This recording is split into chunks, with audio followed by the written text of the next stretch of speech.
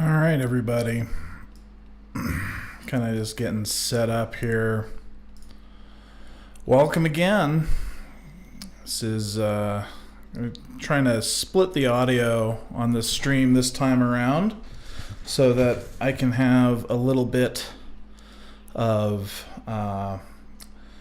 more of an entertaining stream during the live portion of this. I'm adding a little bit of music to it, but on the YouTube replays, it should just be my audio track so we don't get any takedowns. That's always super duper fun. So bear with me for the next 30 seconds. I'm just going to make sure that my levels are good. I'll be right back with you.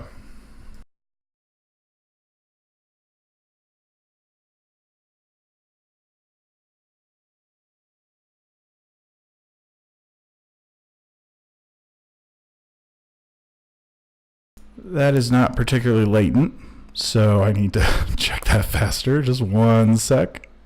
Testing, ready, set, go.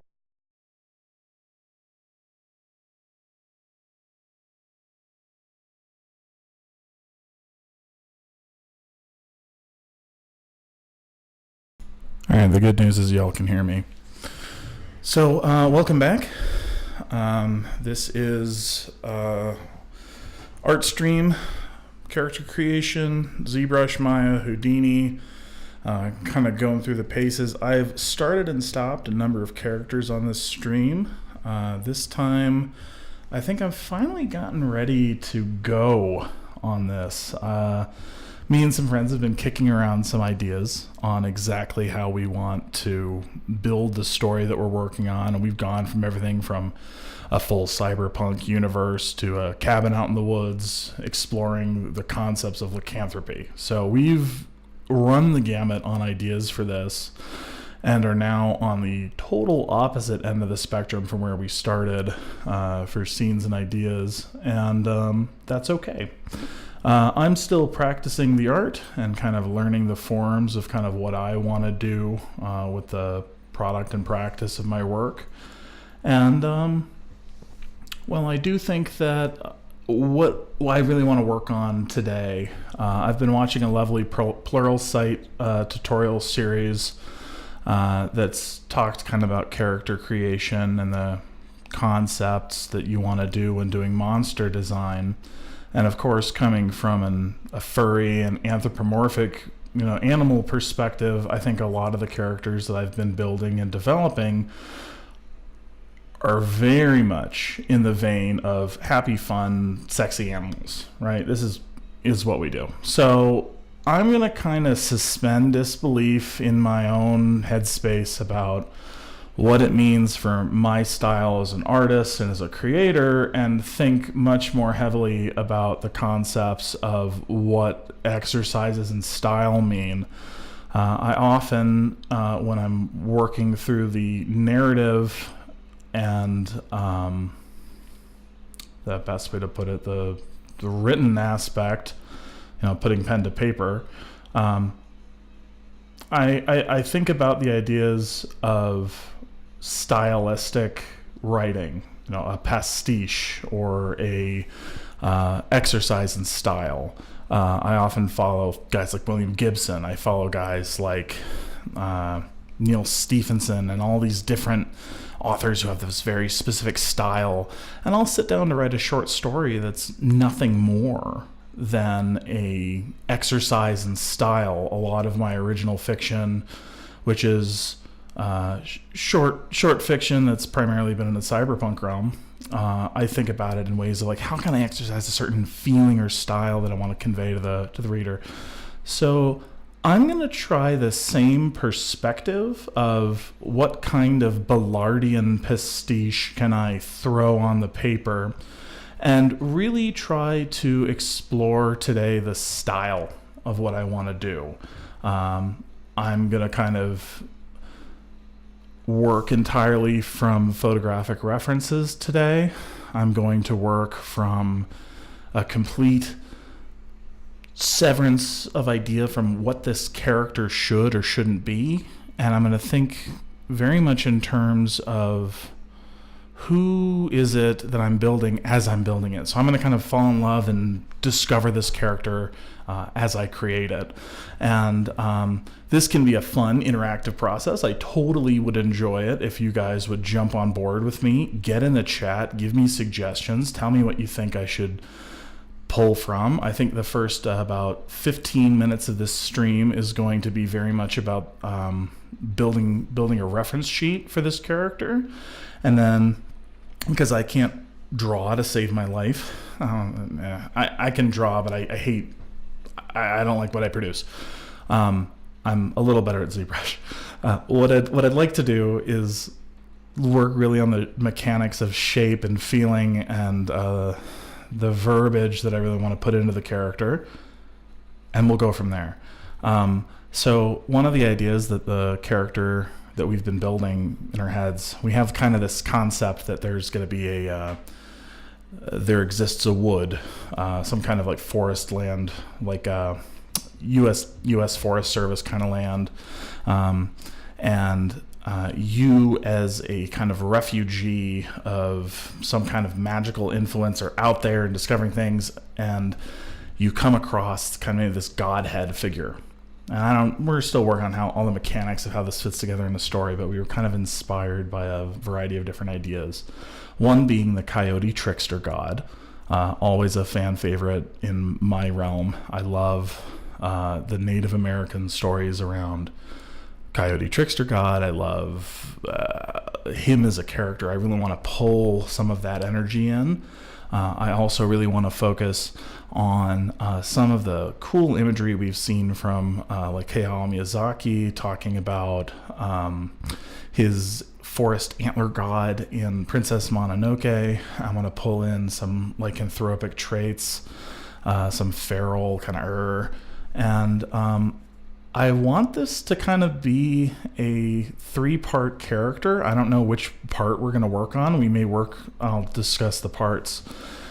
But Coyote God he's a polymorph, right? He can be the feral coyote, he can be a human man, he can be a cross between the two.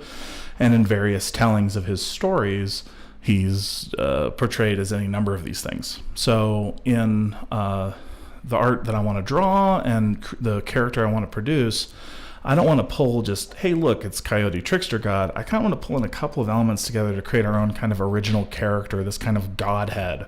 Perhaps he, she, or they is a bastard child of the Coyote Trickster God and some other visiting god.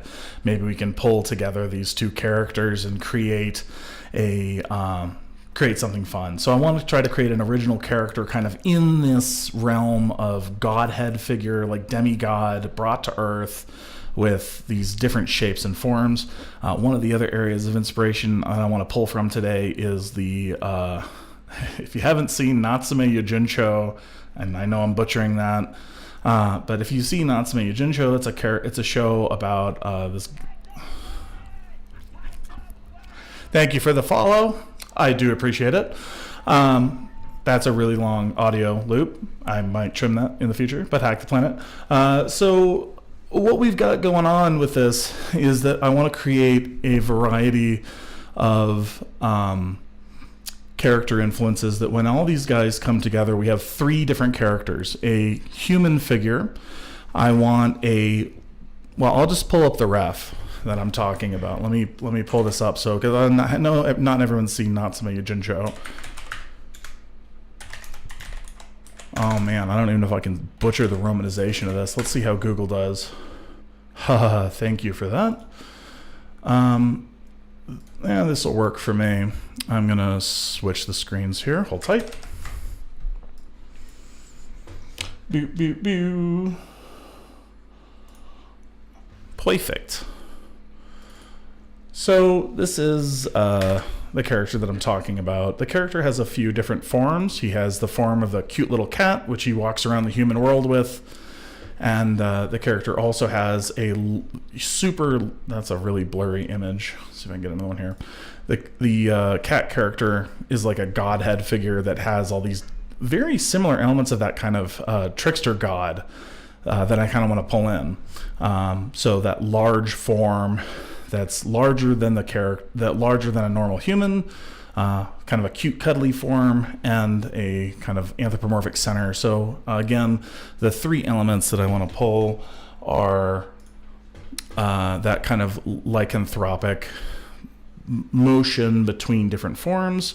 I'm going to pull in the coyote trickster god and a little bit of the antlered god from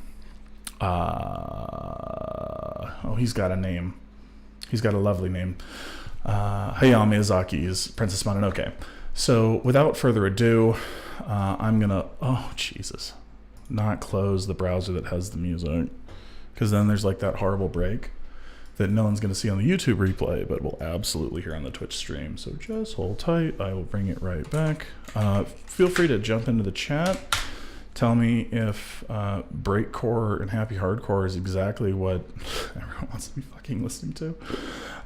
But yeah, let's pull this up. I'm going to start with a couple of refs, and we're going to go straight into the concept.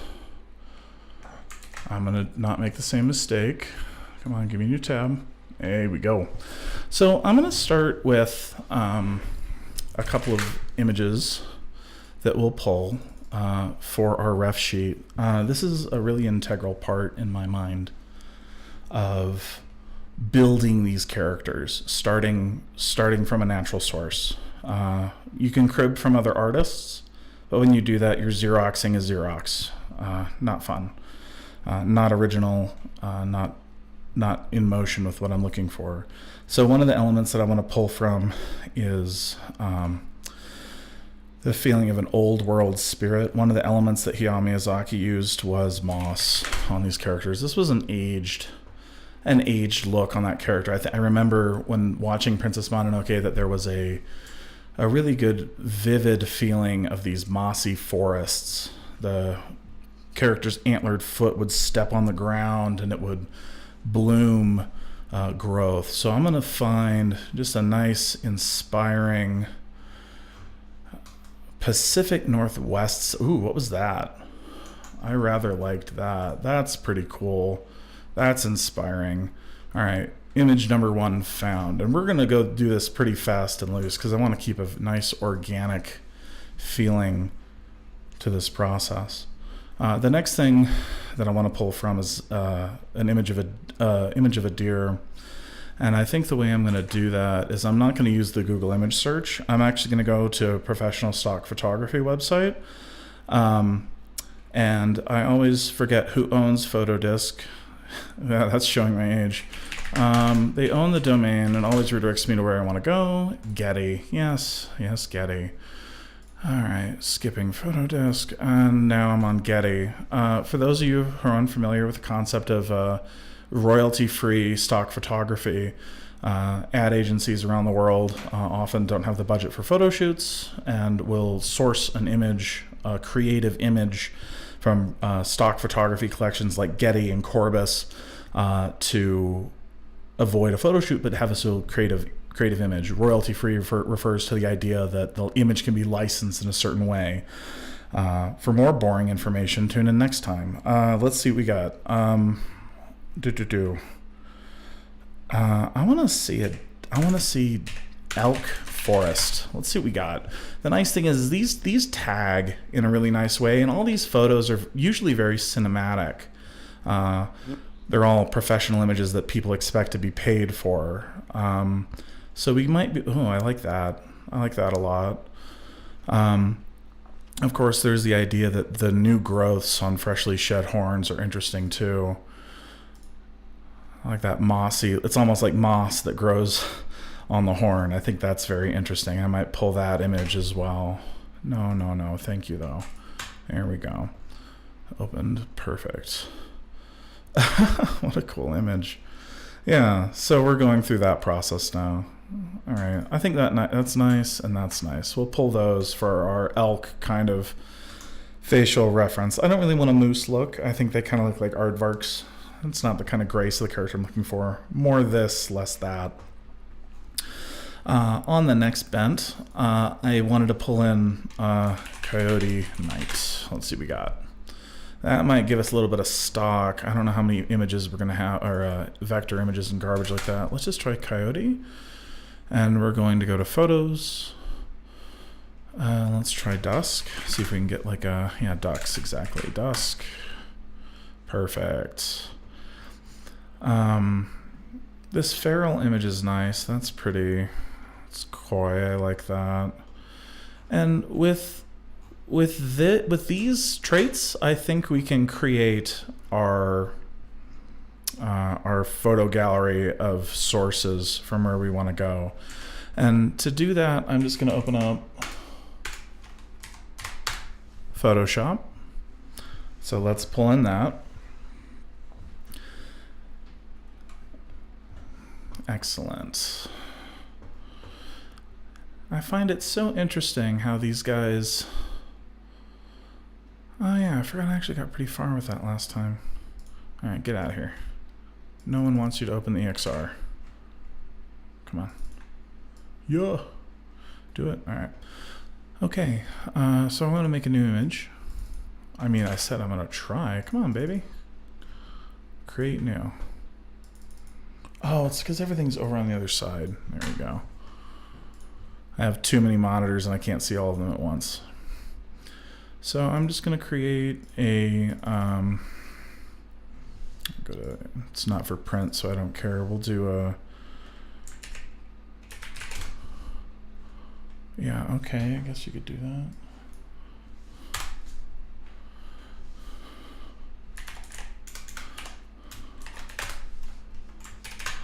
I don't like doing pixel math in my head. It's always wrong because I have like number dyslexia or something. So I'm just, what I'm doing now is I'm just creating a 19 or a 19 by whatever aspect ratio image that works for me. 1080 times 4. All right, I'm just creating an 8K image here. Not that it will even use all of it, but there we go. Excellent. I encourage anyone that's viewing in to jump in the chat and give me a hello, ask questions, tell me what you think. I am watching the chat, so I will be responsive to anything you guys have. All right, let's download the comps. So the nice thing about things like Getty is that you're allowed to download comps. Tester sample, yes please. We're gonna go into some project folders here. Go into my backups. New folder, because we're starting a new project. Well, I'm gonna call this Godhead. Kind of smacks correctly. So I'm gonna start downloading these comps. And we'll get a folder of images created, which we can use to create a nice little collage of where we're going. And this removes the watermark when you download the comp. Well, it doesn't remove the watermark, but it gives you a higher res image than is on the website. And I liked this too. I thought this was cool. And of course, we're not using any of these images commercially. Additionally, we're not using the images in that way, like modifying them, using them as references and artistic beginnings. All right, there's all this. So let's pop these in.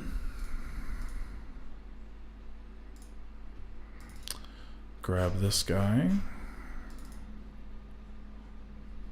Here's our Godhead folder. There's all the images I want.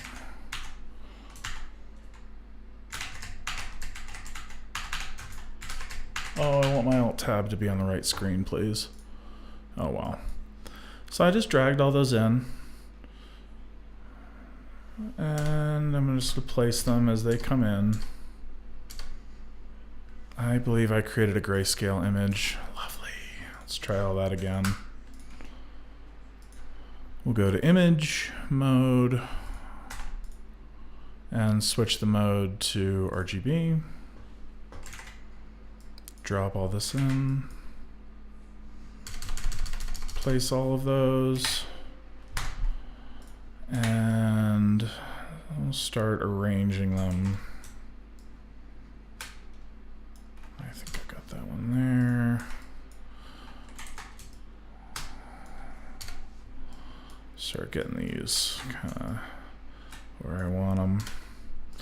And let's see how we feel about some of this. I think one of the things that I've done already that I'm seeing is I've taken two animal. Oh my god, what did I just do? I hate this keyboard so much, so very much. I think I did something in the view. I don't even know what I pressed. What is this? Gamut warning? Oh, there, it's gone now. Sweet. Fixed.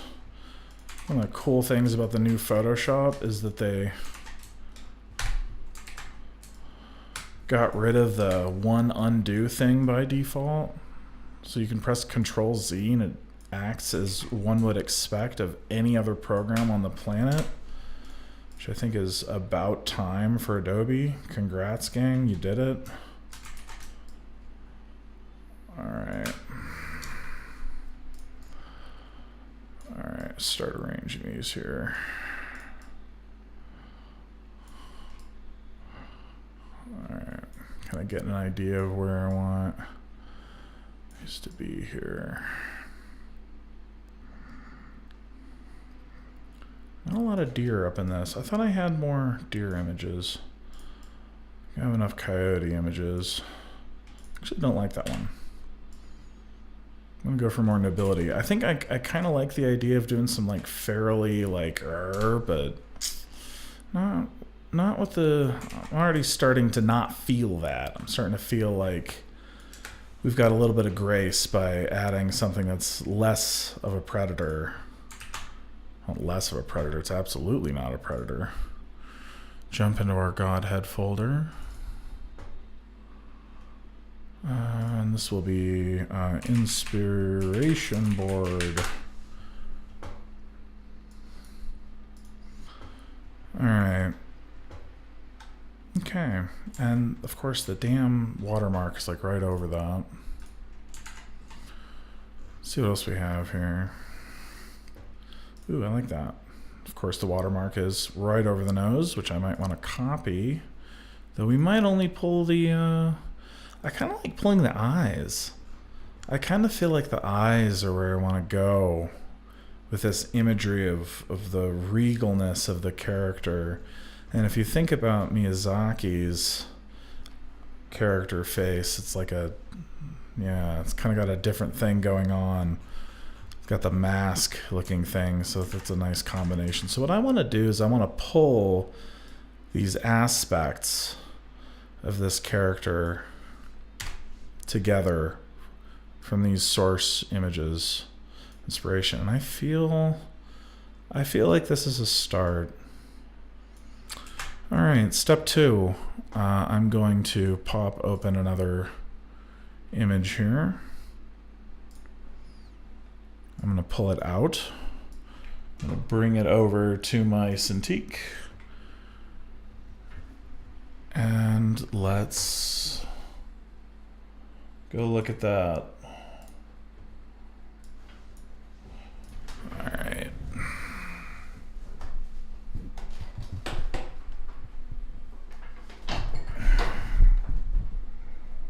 There we go.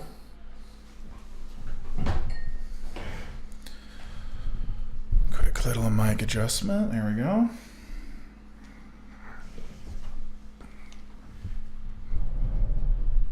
All right. So I've got my inspiration board kind of looking up and to my right. I kind of want to share it with you guys though, so you can continue to see what I'm seeing.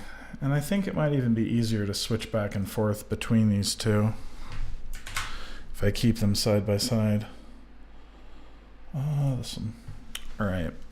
So now that I have these side by side, I should be able to, let's see here. So let's do a quick study, because I think I really want to work on shape language here and just talking about the shapes that we see here. So I'm actually going to start by annotating the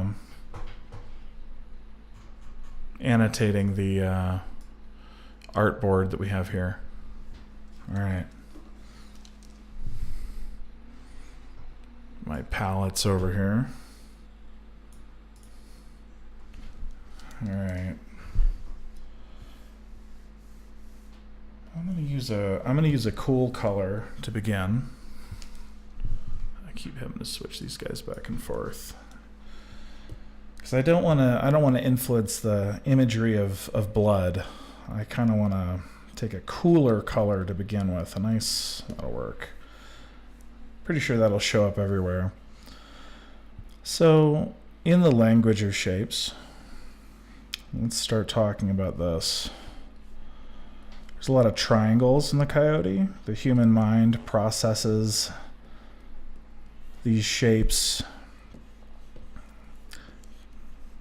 to show predatory, evil, wily, cunning.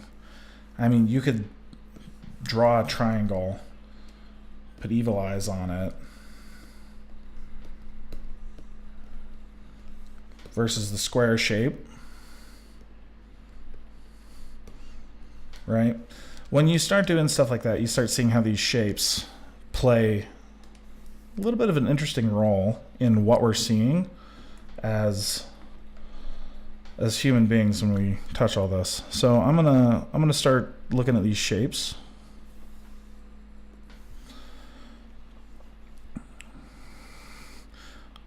We know that the skull kind of goes down here. I mean, I see all kinds of angles on the coyote, and he's got these thin square legs. Yeah, but I see all kinds of speed and wiling, cunningness. This is what I'm seeing when I'm looking at the coyote. Even in this side profile, we see this. Oh, it's like the exact same color blue. Let's switch that up. So we can see the triangle ears, the triangle nose. The tail's got a little bit of a curve, but I think even at the end we kind of see that. But I'll kind of draw the shape there with square legs. Kind of in this profile we see a little more of a curve there. Square, square, square. Side profile. Just trying to think of how this guy blocks out. What's the visual language that I want to use when dressing this character? I want to get rid of that.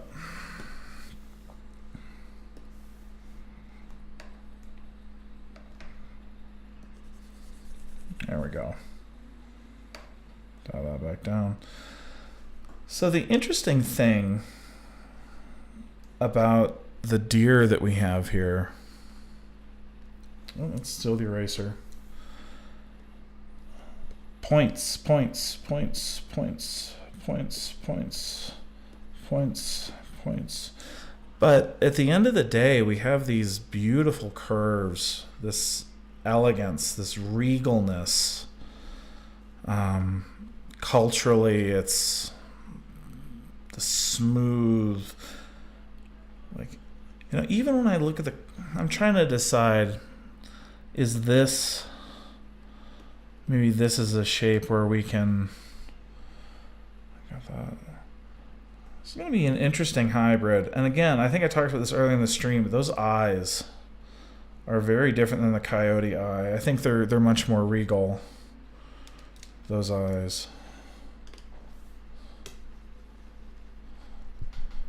That's interesting. But if we look at the shape of those eyes, let's take a look at this. All right. Let's curve down. Yeah, I like that. That's some cool visual imagery. Explosion of hair right there. And the nose will be different. I think I want to keep that crown of fur here. It's almost like a mantle that it's wearing. It's very cool. I like that a lot. That's interesting. Whereas on the coyote, it's part of the shape, right? The tail is really the mantelpiece of that. There's no, if I were to transmute that process onto the coyote here, we might see a much bigger like mane, like a lion, right? I think that's interesting. Kind of try to illustrate that here for visual, to remember that. And here we see that same kind of cunning eye. If I were to make that a little extra, like it was on the deer, and it's like a darkness over the lightness there. It's almost like this is in shadow, and then highlighted around it, and the dark eyes.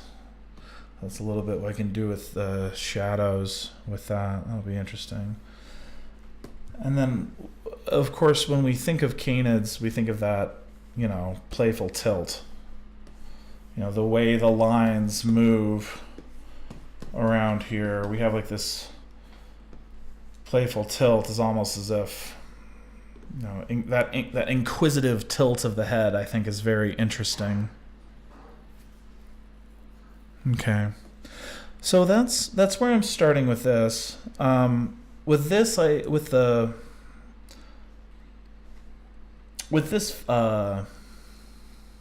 word I'm looking for? With the moss here, I think these are kind of the elements that I'm looking at visually. This idea of mossy growth. I like the way that the shadow's being played with. I like the shadow and light there. Okay, I think I've got where I want to be for this board. Let's roll out, kind of observe what we've decided to pull from the artboard. We've kind of done our study now. Pull this just... Okay, I guess snapping doesn't work. You don't work either. Come on.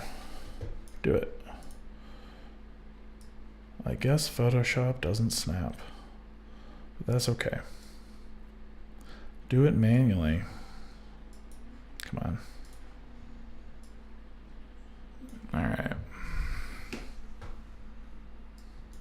All right. Pull straight into this. So I haven't drawn in a while. I haven't painted. This is gonna be god awful. You just wait. What I want to do for this study is not suck, and I think I will do that by bringing the entire Photoshop window over. Come on, do it. Where's my mouse at? There we go. But where did you go? I'm like, what? Oh. Alright. I don't need any of those. Might want this.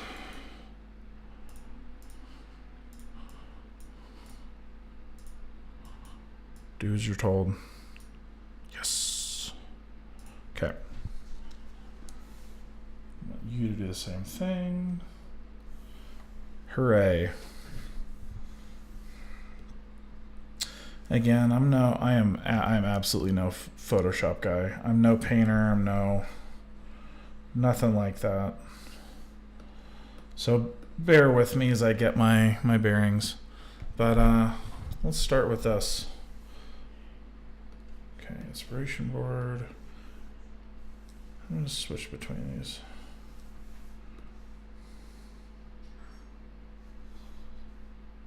Is there a way to split? I've had to do this before. Whatever. I don't think Photoshop works how I want. It's okay. We'll switch back and forth. So the first place I want to start, brush palette.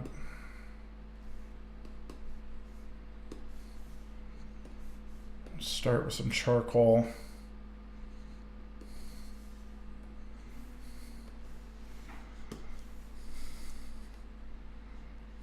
All right. I think I want to start with the big guy.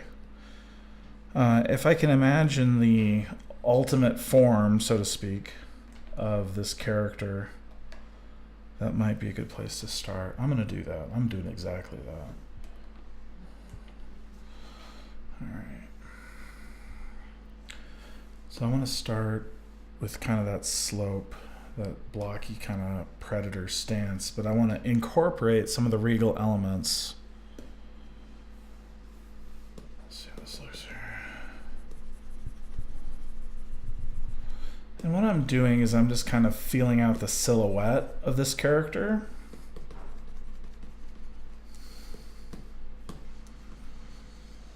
I'm kind of blurring my own eye, deciding where I want to be.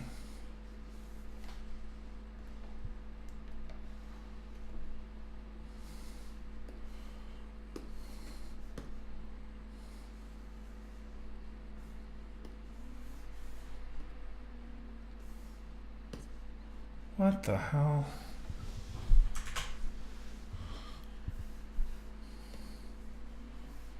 There we go.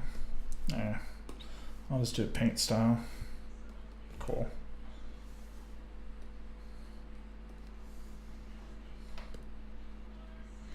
Perfect. Okay, I know what I'm doing now.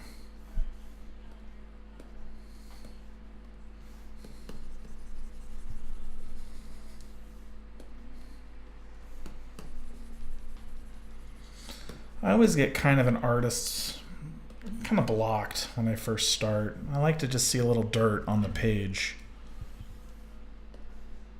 Let's talk about form.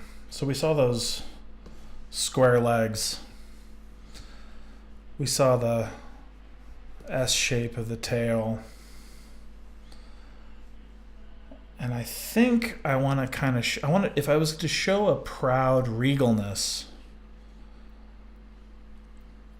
though I don't know if that's the character. I kind of want it to be maybe a little confused about its status as a god.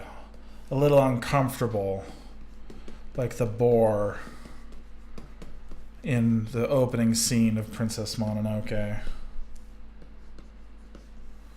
And what I mean by that is kind of startled, afraid, giant and powerful, yes, but maybe the tail shouldn't be down then. Perhaps the tail should be up, raised in alarm, a hackle raised. Let's try that.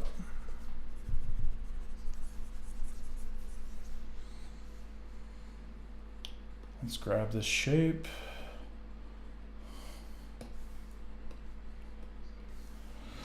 All right, let's see how I feel about this. So this character has, there's a face down here.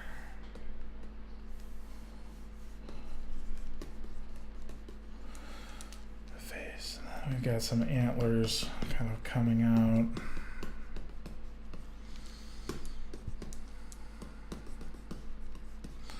I liked the look of those. Let's see if I can mimic some of those shapes.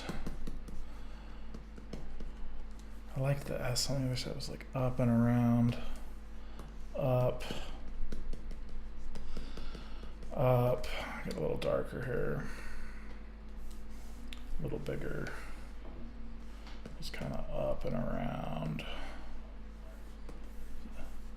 It was up and around, yeah.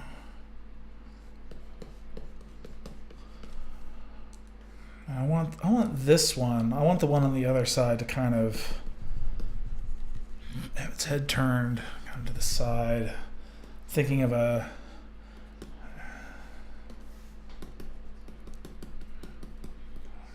out and to the side.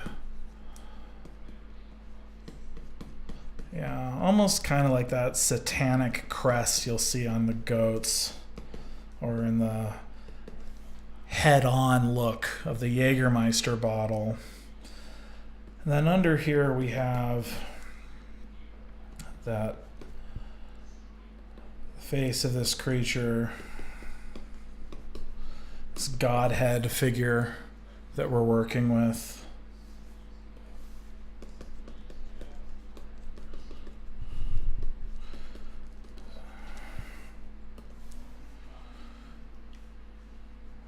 And I want to save space for the eyes, so I'm just going to kind of start with a visual language that we described in the inspiration board, that pointed look. So I'm just feeling out the shapes of this right now. Go back, grab this, make my brush a little smaller. Here I am, I'm down in the sunken eyes, that highlight area there. All right, cool. So I'm feeling that, feeling my oats on that. So then I kind of envision these back haunches kind of rising up behind it. And the creature's pounced and down. It's a feral animal. So these are kind of the images of the shoulder blades I have. And it's crouched on the ground with its paws down here.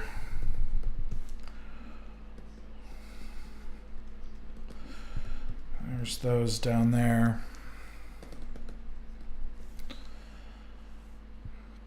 And kind of coming up into those shapes. Those square legs. And then I see back here, yeah. But at the back, it's that rear haunch. That big back leg. I see a big chest. That hungry coyote belly.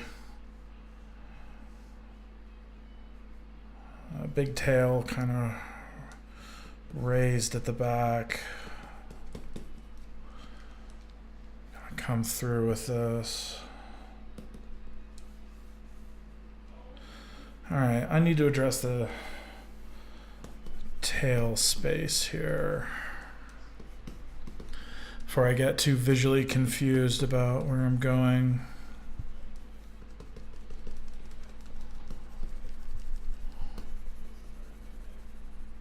All right. Because right now I am just sketching and I want to focus on the shape and the line of what will eventually be a sculpture. And part of that is I have not fully realized these leg shapes. All right. So it's kind of got a stance. There's the rear haunch. So I'm going to start using some comic techniques here. Start drawing out a skeleton.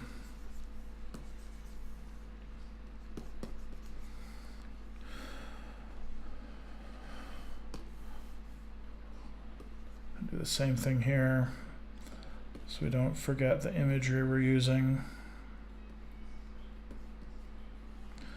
Just down. But that front dog paw, how do those bend again? I think they bend in here, inflection, shoulder blade. Okay.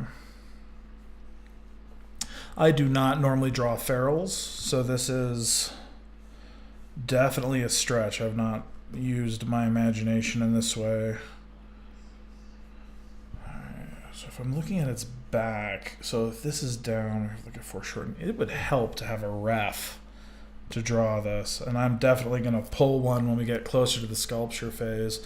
I think part of the problem is his butt's up here, his head's down here, lowered to charge, so I have to do a foreshortening on there, and then so I just got to draw the bottom of the foot. That's the first step, and if that's the bottom of the foot, then that means I can foreshorten. Yeah, because it's like an unnatural twist. This needs to be right. 1, 2. Shortened up into the shoulder. It's really, yeah, that's just an issue with foreshortening, so let me fix that.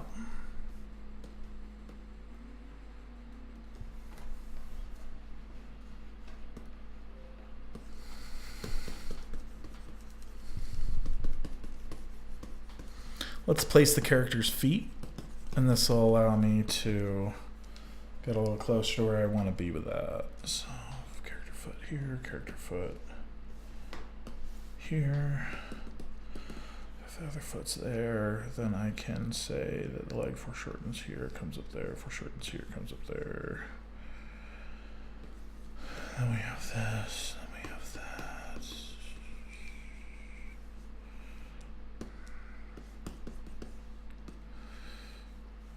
And what I'm going to do up front here, kind of distinguish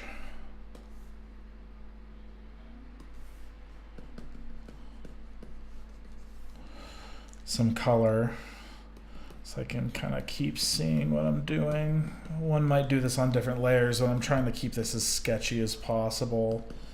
Kind of just figure out where this character's coming from.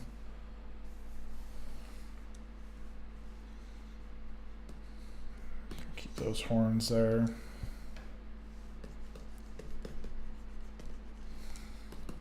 All right.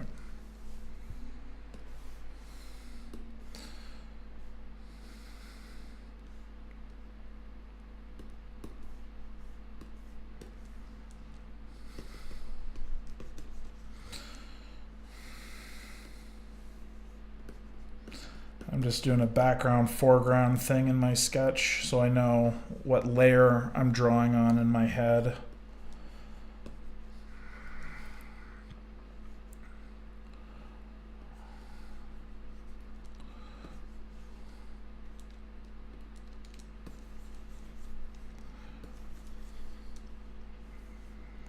So now I can draw that rear rectangle shape of the body.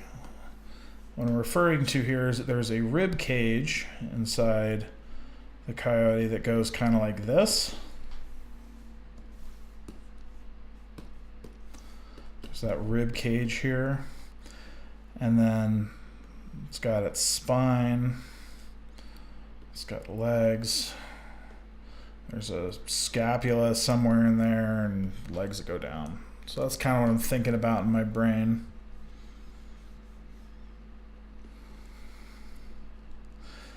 And here I'm just orienting in my own visual language in my head where these feet are pointing. All right. There's this.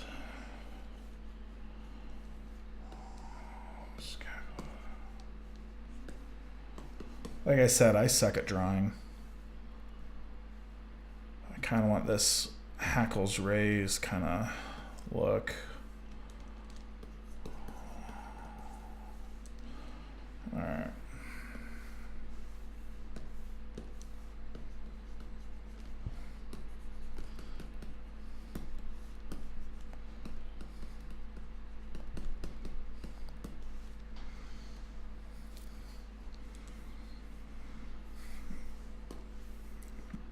And if I can have a good reference in my head as I kind of play with this, it'll be easier to do. And I may end up posing this in Zbrush and kind of coming back to the concept art. And I'm kind of just feeling out what I want to do for the pose before I sit down and try to do it in Zbrush. I'm thinking about the visual language of the aspects of the character that I want to put into into the energy of the sculpt. So now that garbage is approximately where I want it to be. For shape, I will do this, bust open my layers.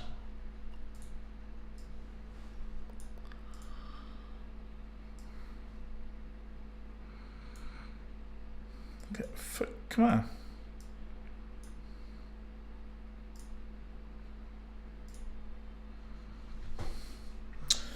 I'm going to drop a fill in here. I mean, U is still bucket, right?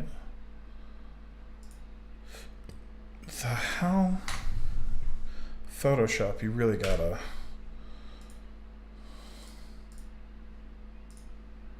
Oh, U for bucket.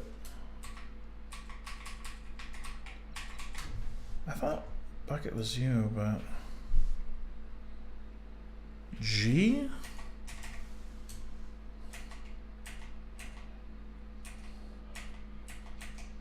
There we go. Bam.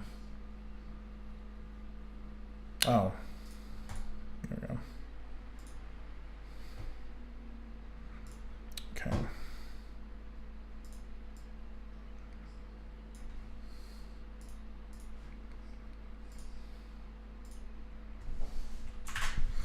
I just want to blur this out a little bit. Guess I can do it like this. Thanks.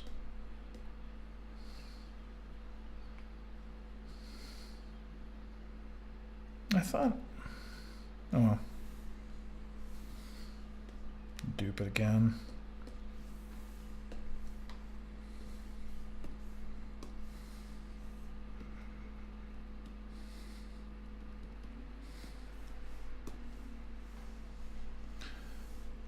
So now that I've got a general idea of the shape,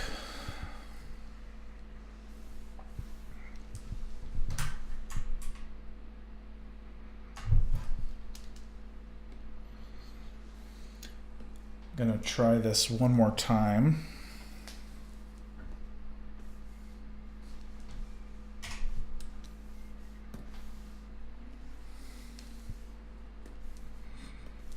And get a little creative. So what I want to do here is I want to just really illustrate. What I want to really do is illustrate the lines for the visual attention that I want to draw with the character. And that last one's a little curly.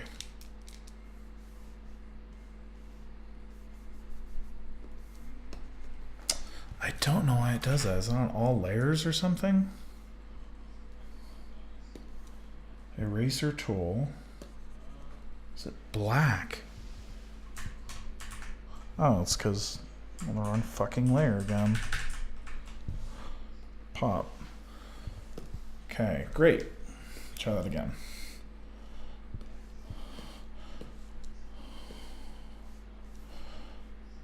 Talking about the visual language I want to communicate during the sculpt.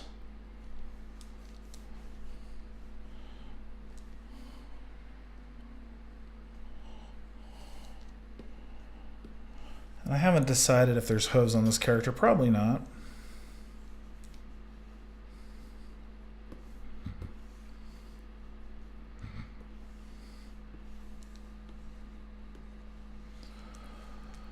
So this is kind of the energy.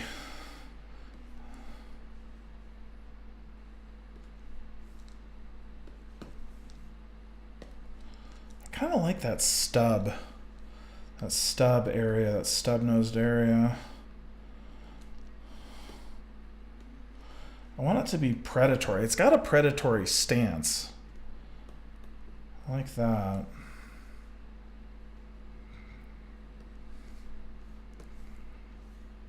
All right.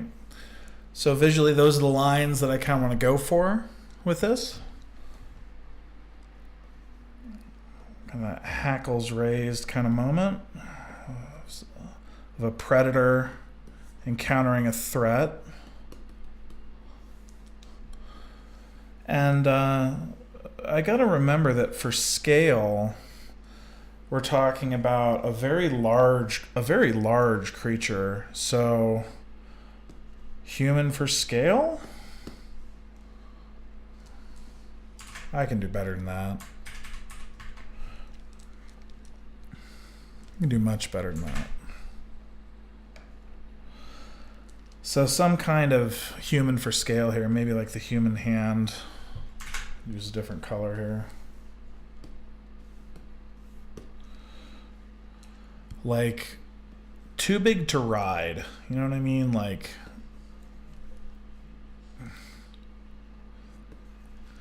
kind of developing a story around what's kind of going on here.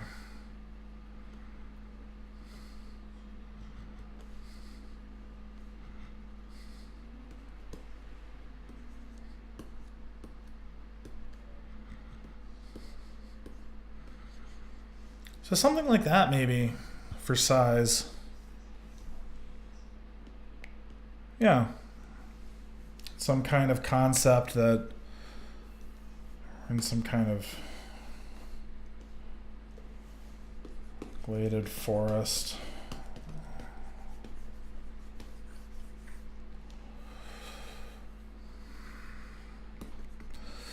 Kind of helps to visualize the setting. Nothing exists in a vacuum, you know.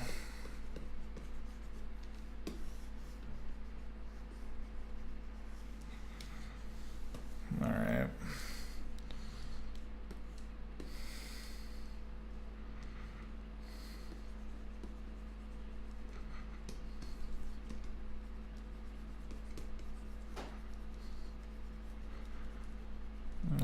Do. I'm not putting a lot of work into these trees. That's fine. Some kind of forest. Yeah. Okay. I think that's kind of what I'm going for here.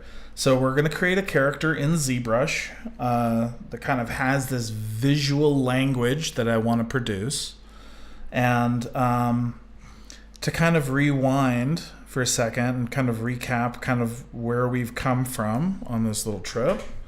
I'm going to save this real quick as sketch. So this is our kind of godhead character, kind of one of his. Grab my. There we go. Grab that. Perfect. So to rewind a bit, we kind of came from here on this sketch, and we started with this artboard here, which kind of gave us some inspiration for kind of the lines and visualizations we wanted to draw. We're creating a character that will have elements of a coyote, elements of a deer, and it's kind of a godhead figure that has elements of the coyote trickster god, which will pull into this playful, confused shape. It should be pretty cool. Fast forwarding again on the sketch. We ended up here. Cool. Let's pull this into Zbrush and get started modeling the feral godhead figure that we're going to do. So I'll pop up in Zbrush here.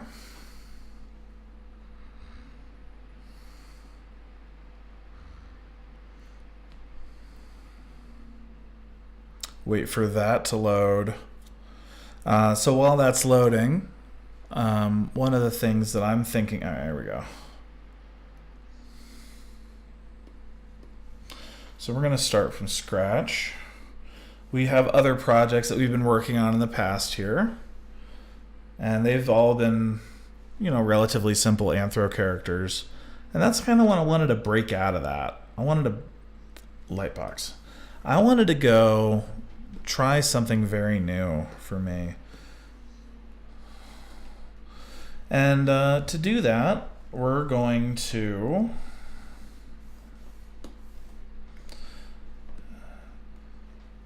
create that deer in real time, that kind of deer coyote. And I think my mic's a little far away from myself, so I'm going to keep moving this forward so you guys can actually hear me appropriately. All right, I think this will be the head. I'm going to get symmetry on. So this is where the antlers are going to come out. And we'll just start pulling these around. And I'm only going to stub out the antlers for now, because one of the things that I want to do is not focus too heavily on the tertiary details of the character. So this is it. That's it for antlers to start. Keep it nice and simple. Though I am going to drop to the draw tool. I'm going to start the muzzle because I do want to create the shape of the face. I mean, talk about visual language. Like we really get into that point when we start talking in ZBrush. And that's why, honestly, you know, for this, like that's really all I needed to do to kind of get my ideas started on how I want to build and pose this.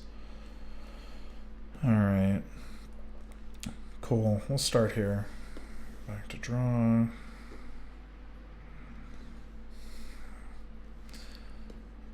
Oh. Okay.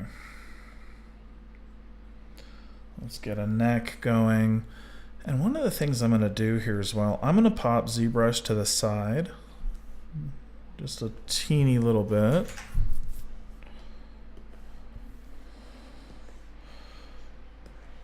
All right. I just want to peek at the inspiration board as I'm drawing this.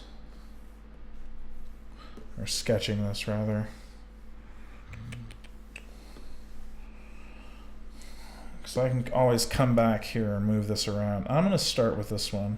I'm going to turn off my annotation. Well, not all my annotations. No, I'll keep the annotations on. Because what I want to do here is I want to start developing that neck. And this guy's crouched down as well. This dog is crouched down. Dog creature hybrid thing. Boop. Did I create two of those? I don't want to do that. I want to start from the back center. There is a history button here.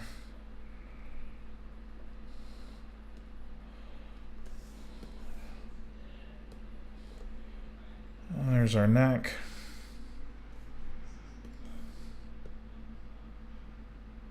Just crouch down. Head's a little up. Start drawing this neck here.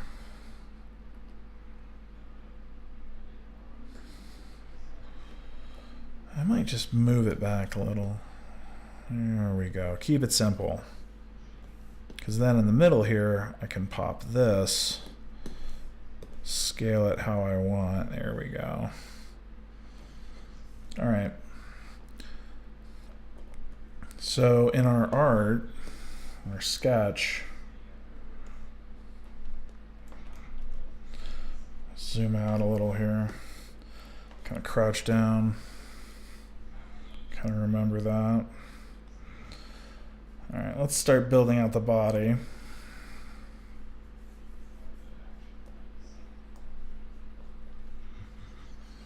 All right, and if anyone has any questions, I'm actively watching the chat. Let's see who joined. I say watching it, but I can barely see who. Oh, there it is. Hey, Lucky, how's it going, sir? Welcome to the thing. Hope you're enjoying what you're watching. How are ya? Thank you very much for tuning in. So I'm going to start building out the body. And now that I can actually see the chat, I can respond to you, Lucky. So feel free to chat it up. So I want to build out those shoulder blades. This is where it's going to attach.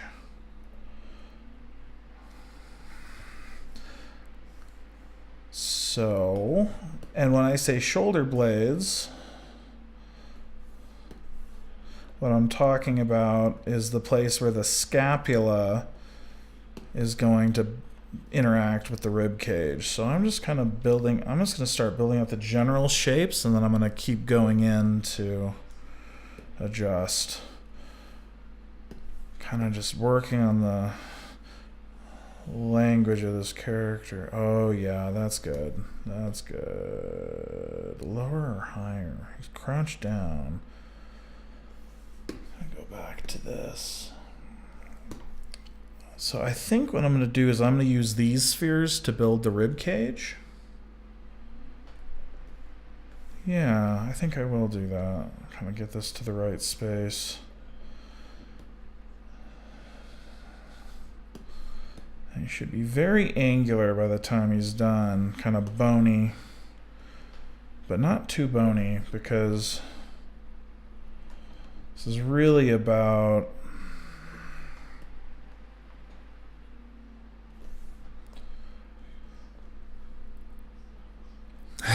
at work. Oh yeah, European time zone, baby. Hope you're enjoying work, Lucky. Hope I'm keeping you entertained. So I'll draw this out here. I think I'm just gonna start with the shapes here, because yeah, this will inform the posture of the character a little bit. So it's kind of like bowed out. Yeah, okay. It's just like bowed out.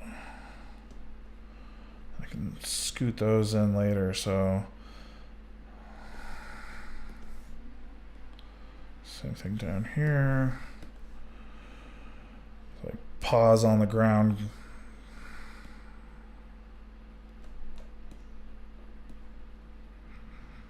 So I've got to use this as the forward point, so I should move these guys to where I want.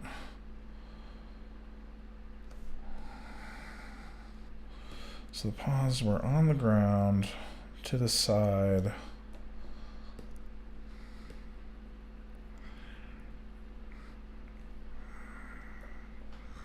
That's believable to me for the start of the pose.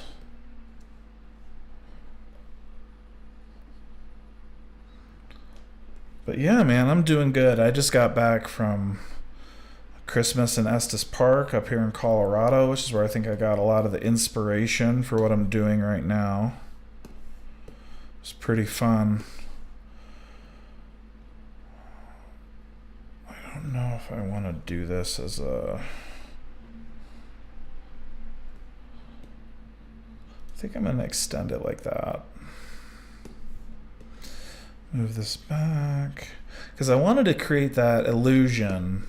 As you can see on the inspiration board, I want that hungry coyote gut in there to show that the creature's kind of starved out, can't hunt appropriately, or can't figure something out about its existence. That's kind of that confused thing I was talking about earlier. Get the neck going appropriately here. This scaled appropriately. Get those scaled right. Alright. Alright, and then from here I can draw the legs. Alright, let's get those here. So now we got leg bone sockets.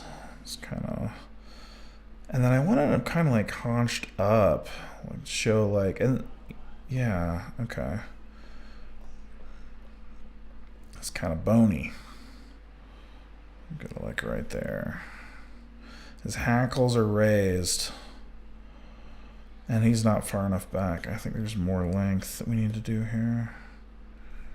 Let's kind of look at this in the right perspective. All right, here we are, dead on. Oh yeah, dude, we had a good time. Went on hikes, all that stuff. It was super boss. It was a super good time.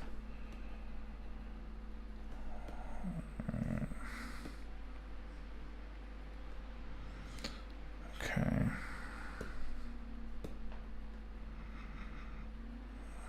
Start adjusting this character. See, I want the haunches on a dead-on view, because assuming, actually, you don't have to assume. You can draw the floor. I'm going to move the entire character.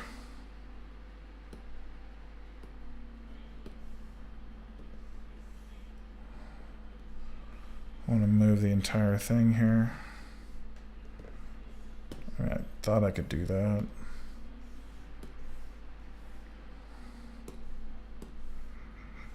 Can't I? Oh, God damn it. Oh, what fun. Hold on. New document. I always forget how to do this.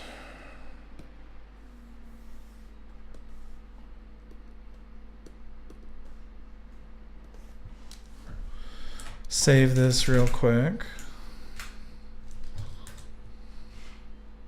Look, Wakanda Luigi 5 ever. I'm not sure if I agree because you are the false queen.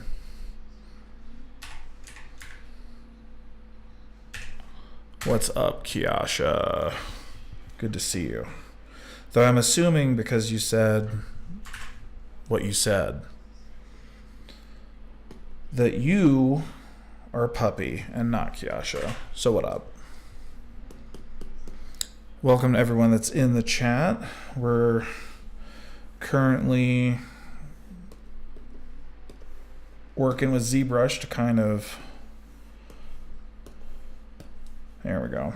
Give it to me. There we go. And I want to see the floor. Show me the floor.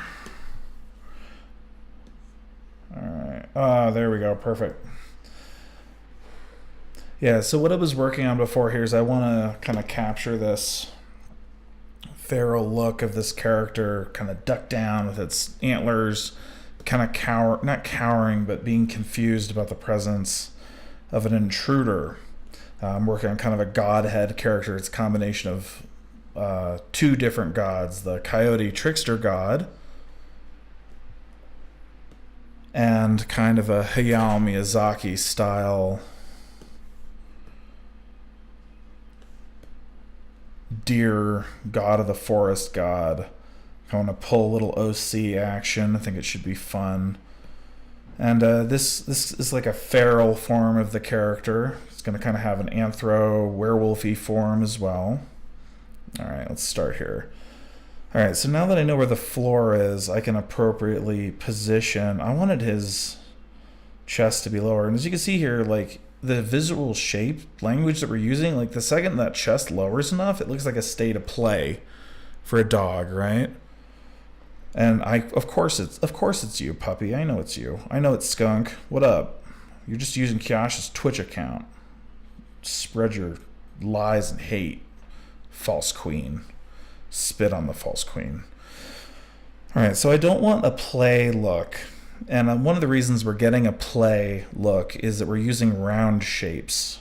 So let's try to... Oh, yeah. We move it up, and it's a Hackles raised cat. We put it down. It's an at-play dog. So this was correct. I think I just want the face closer to the floor. Yeah, but not like that. There's that. Move... rotates that there. So I think I just got to move these down one at a time.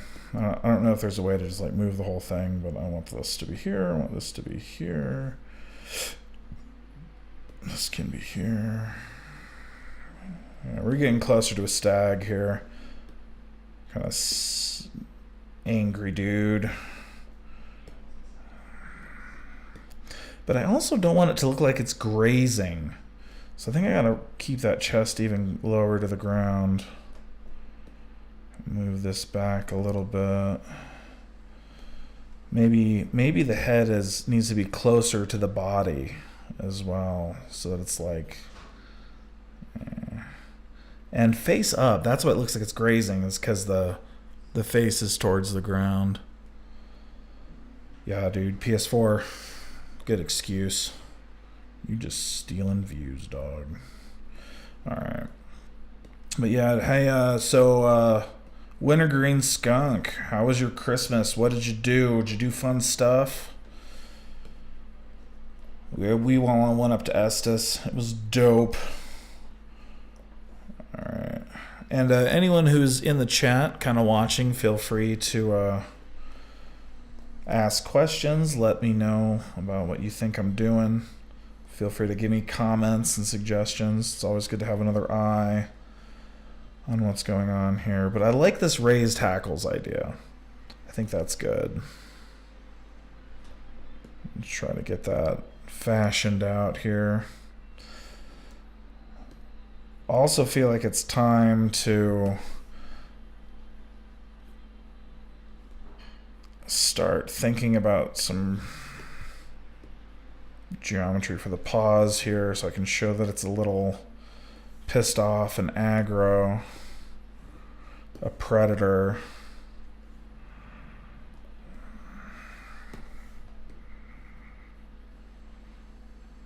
There we go. Now we got a little bit more paw action going here. I'm going to draw another kind of digit area here. Though I'm doing this wrong. I really should work about total form before I start adding additional digits. All right. So, and the asymmetry of this pose is one of the things that I think makes it more aggressive. So at some point, I'm gonna turn off symmetry on the model here and roll a yeah. All right, so now that I've got those hips, which do not lie, I'm gonna give it a big ass. I mean, not like that though. Hold on. Kind of just wanna look at this from the top. What I want to do is I want to show the presence of a hungry belly.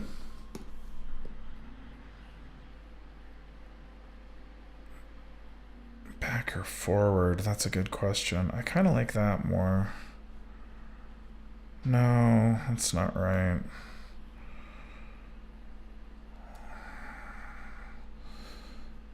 I think I need to add a little more detail here, so I'm going to add another Z-sphere. So this way I can move this a little bit, make that look a little more natural.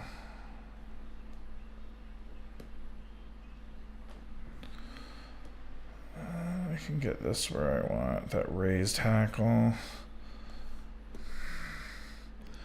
And we're going to add things like the shoulder blades and all that during the sculpt. I just want to get the position correct for this. This just looks wrong.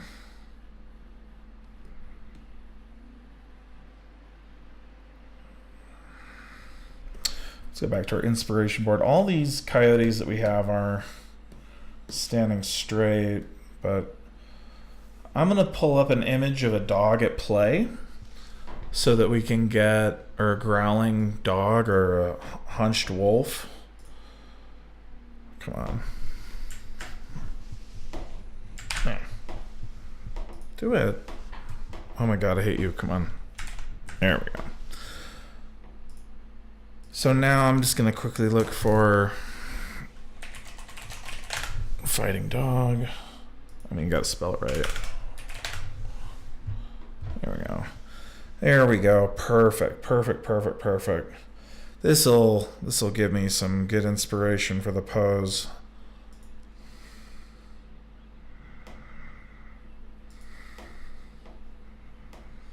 Yeah, because I've gotta pull this in here. When did we go to Gabber? Xmas was lit, got some cool swag from Santa Paws and the fam.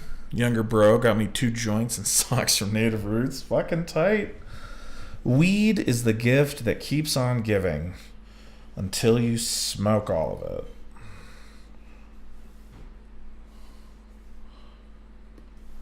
Get this on the board here.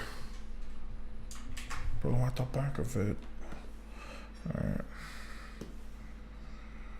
And we can switch these out as we move around, but I just want this on my board so that I can I just want to be able to like draw on this real quick and think about the flow. Alright. So there was that. This was that stick leg. So the only thing that changes about the stick leg is that this dude's walking on his front paws. So there's really not a lot. Like, it's mostly just that forearm piece. Let's see if that's true. The paw, stick leg, meat, leg meats. So they've got like big upper forearms, essentially. Okay, I think I can do feral dog. I think I got it.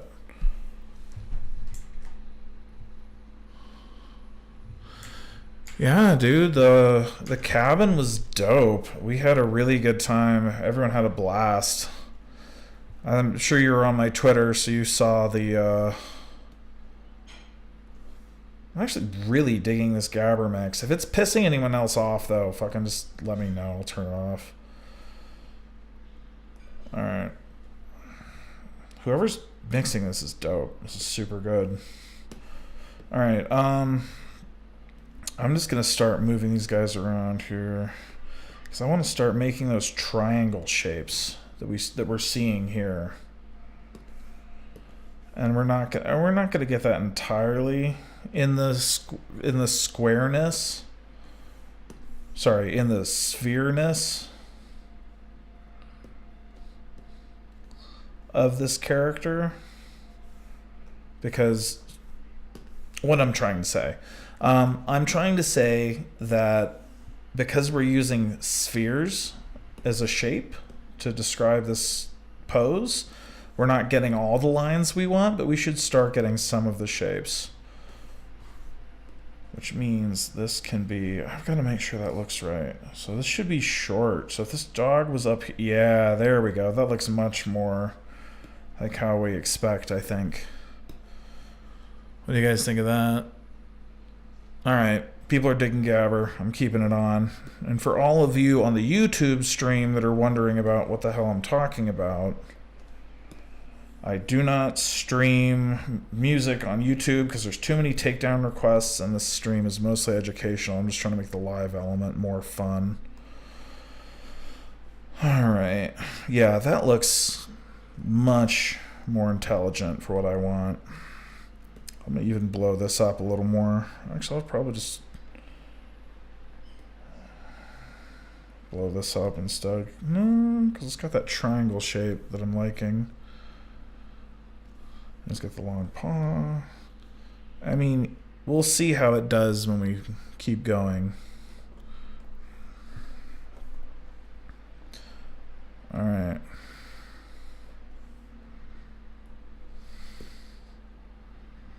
Okay, continuing with the exploration here.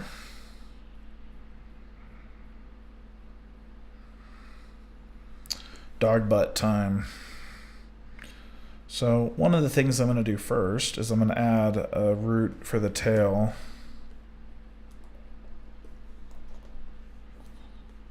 Drop persp off, get right in the center. Oop, not that small though. Not that far back either. There we go. No. No. There we go. There's tail. Get it up there.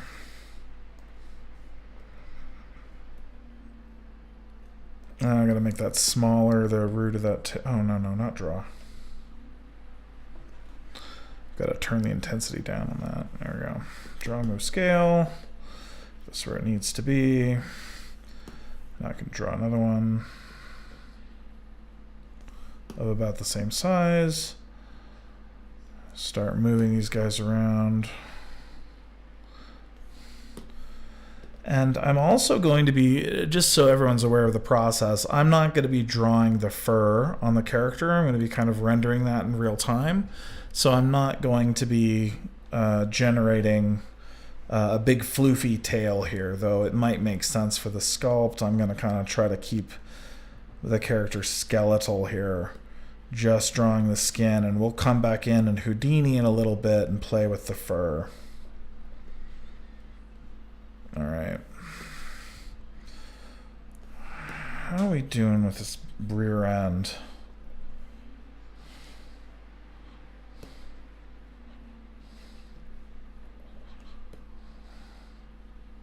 I think this is where we need to start. We're going to need to scale this down. But the first thing we need to do is draw the damn leg. So let's start with that.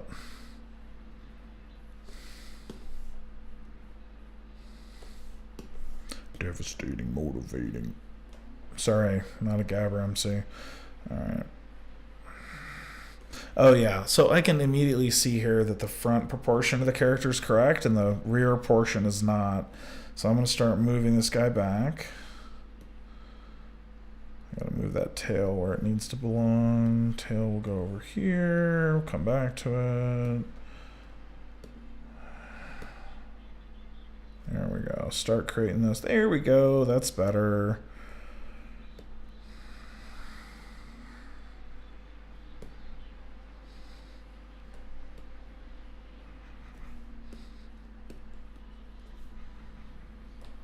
Getting there. We're definitely getting there.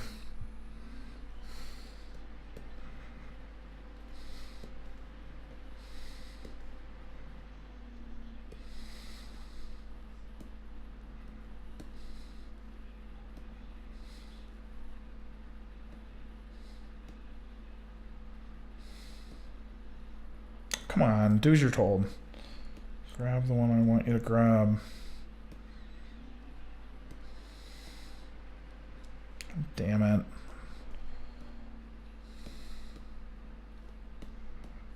What happened to this? There we go. Cool, cool, cool. Oh, except I made the same problem happen. Alright. So the first thing I'm noticing is I want the character to come kind of a wider stance at the back, right? Well, no. Well, yeah, if it's down on his haunches, he'll have a wider stance in the back. So I'm kind of move the paws in the front in a little bit.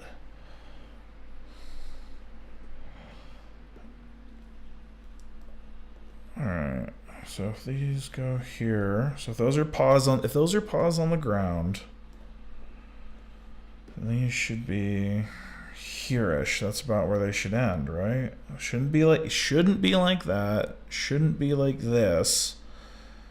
Should be like right about here. At least I imagine.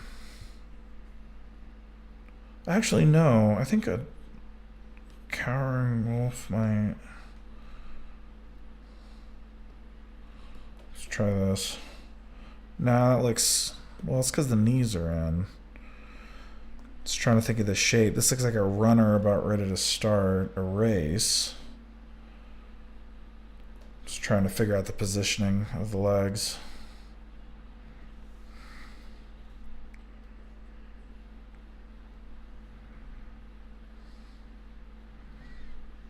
Oh, I'm going to turn perspective back on as well. There we go. So if I was down on the ground, I'd see this. See, that doesn't look right. It's almost like these should be in between. The stance. The wolf here. See, that's more like a stalk. Like a stalking motion than... Let's see what we got. I'll start working on the rear legs a little more here. Kind of left these to die. I'm gonna get back to where I want.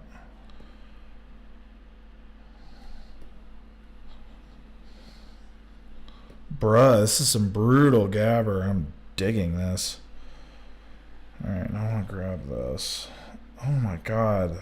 My Z-mesh has been all messed up. There we go. Parade. Alright. Zoom out a little there. Actually, I have a feeling no one is enjoying this music. Hold on. Oh, does that Braden's mix? That's hot. A little more party time, a little less heavy.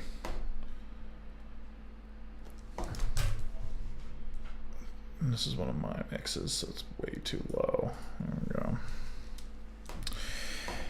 Alright, keep on rocking, keep on rolling. That's a little low still. Come on. There we go. Okay. Keep on rolling.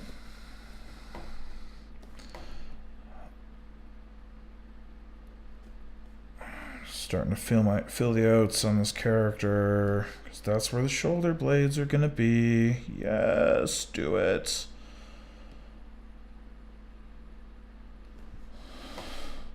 Pose for me, baby. Not like that though. I think I added too many spheres to this. It's making it difficult for me.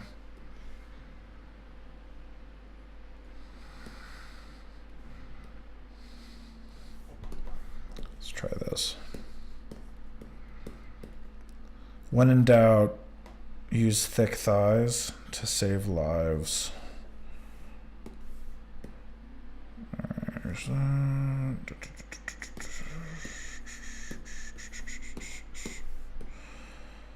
Alright, and of course he doesn't have like a butt. That's not the point. The point is to draw what we're seeing right here,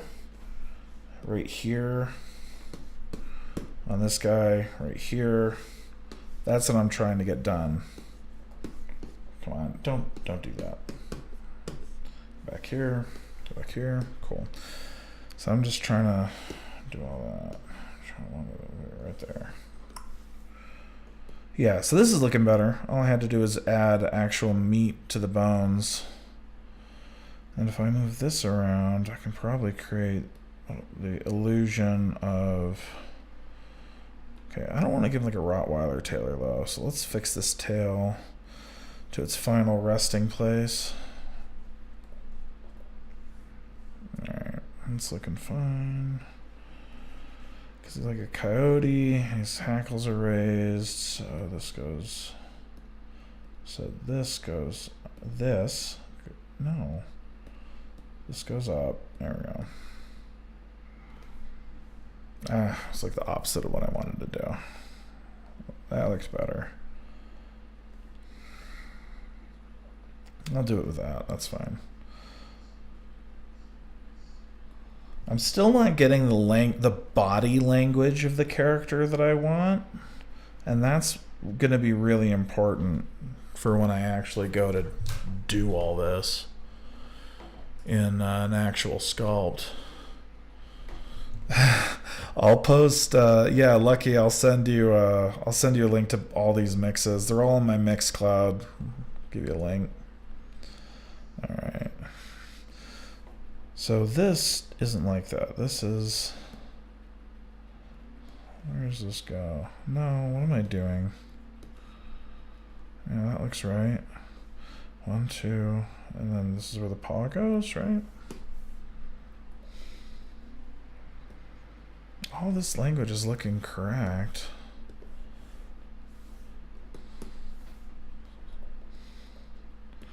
Alright, here's that.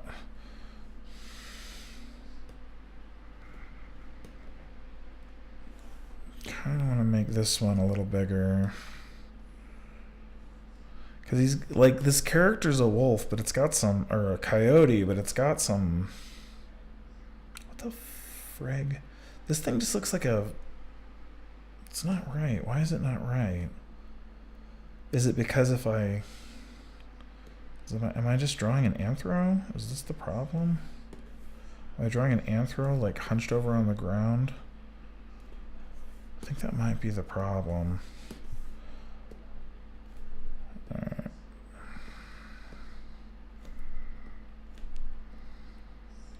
That'll work for that. Well, I'm going to add those antlers. I think we're getting close enough that I can start working on that. So I'm going to add the antlers for the character because I think that's going to make this a little more fun. And I can break out of the mundane of what this character is as a canine and start working on the hybrid elements, which I'm very excited about. Oh, I didn't want to add that. There. I don't like that though. That's not bad. I guess I'll go to my deer ref. Okay. And I know Yeah, Lucky, I think you're right. It does look a bit, it should look a little afraid. It shouldn't look entirely ferocious. It should look like, threatened. Like it is afraid of whatever's there, but maybe it's like afraid that it's going to hurt something, like, or lash out against a human, or thinking that this is like a feral rage state for the godhead creature that we're creating. And it doesn't want to hurt anyone, it just wants to kind of get through its lycanthropy process and return to being normal or whatever. So yeah, I think that's part of the character creation process for me, is kind of learning and loving the character.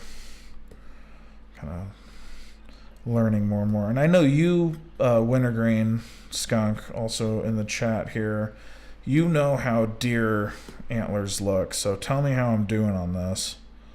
Since you kill lots of deer. Your shotgun. But yeah, I'm with you. It looks a little afraid. And again, I think one of the reasons for that is that we're using spheres. We can't add the angly, pointy bits to kind of give it the air of danger that we might want. But body language wise, I think we're not off to a very good start. So it's something that we're going to want to watch as we keep working on this. So good catch. I kind of like this. This is looking cool.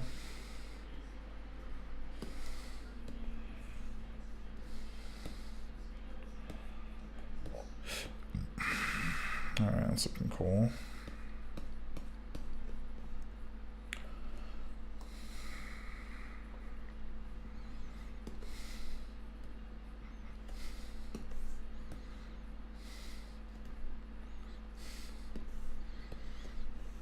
How am I doing on these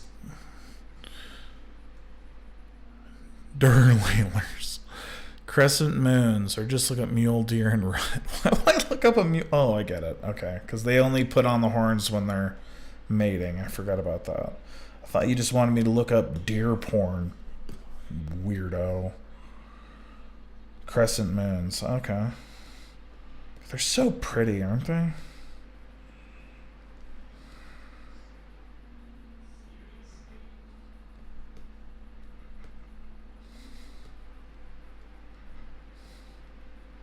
No, don't do it. I think we're getting closer to that crescent moon shape.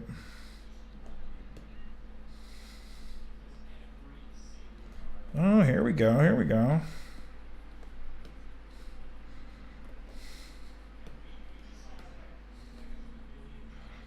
Yeah, that looks fucking cool. Cue the E96 students. Bruh. Alright. Yeah, this is dope. I like this.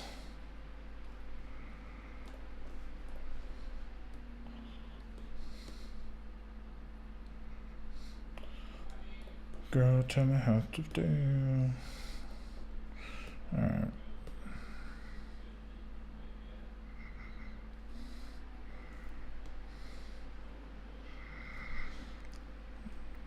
Alright.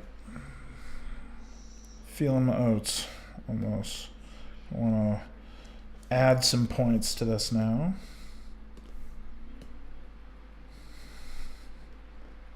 Because I want it to be kind of godly too, and a little ethereal. Maybe the horns can be a little less natural and a little more ethereal as well. Homie, elk time. So I'm kind of feeling this. I kind of feeling the vibe that that's giving this character. Kind of. All right, cool. So it does look dangerous, and it does look, yeah, the pointy little horns fucking make this guy look like a little bit more of a badass. Welcome to everyone who is joining in to watch the art stream. We're currently working on a hybrid kind of godhead character and kind of a feral rage state. If you jump in the chat, I can answer any questions you have. You can give me your suggestions on what I'm doing right, what I'm doing wrong, what looks good, what looks bad. I love to hear it. All right, cool. So I'm going to stop worrying about the positioning of this stuff as much, and I think it's almost time to bust into a sculpt. It's almost time to bust into a sculpt. Because right now that ass is thick and that's wrong. Let's see if I can change that. How am I gonna do that? I guess when we go to the poly mesh, it won't be a big deal. Turn off the floor here. What I really want to do, I just don't want to spend all my time moving out the. I want the hungry gut of a prowling coyote, but I don't want. Okay.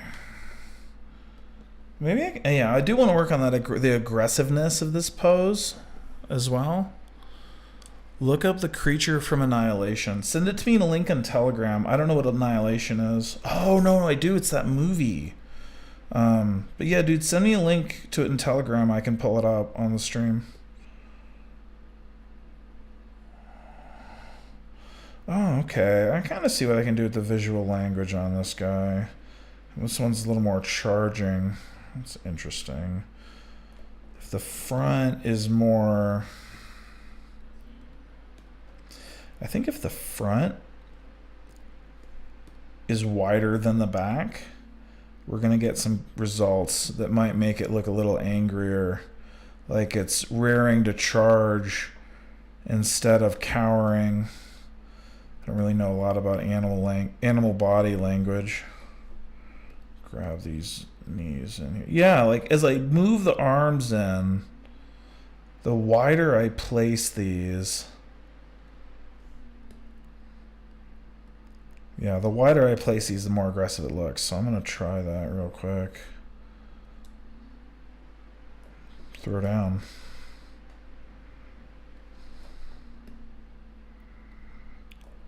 I don't want to. All right.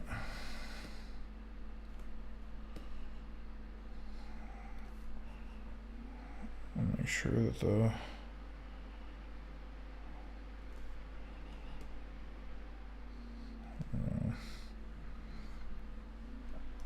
all right, I think all that's looking approximate.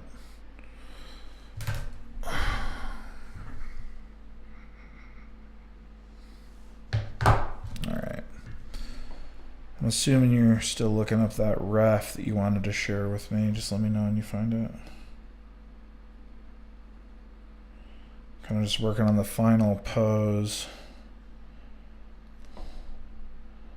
Yeah, the more raised that back is, the more cat-like it is. And I don't know how many elements of that I want in this character. Though, giving it the big elk body is interesting.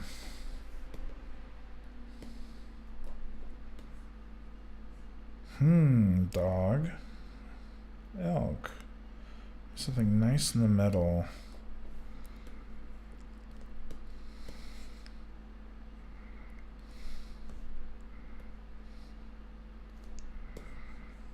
Working on proportion here.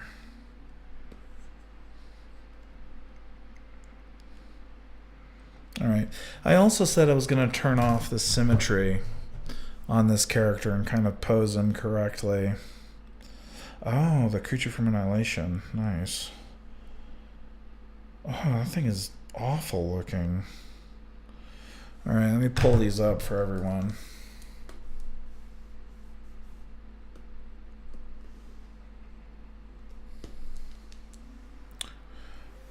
All right, here we go. So this is what Wintergreen is referencing. This is the creature from Annihilation. It's horrifying. I mean, there's no doubt about that. So it's like a evil bear wolf. That's horrible. I love it. The skull in there. That's pretty boss. And those are deer in Wintergreen's front yard. Nice. All right. So on this hybrid, I kind of am inspired by that longer muzzle. And it is supposed to be feral and not anthro. not like a crouch down anthro. So I'm gonna play with this a little bit with these proportions.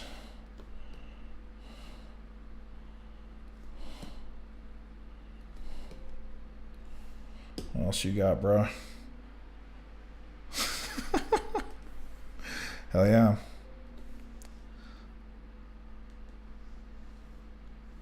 Dude, that's enough deer.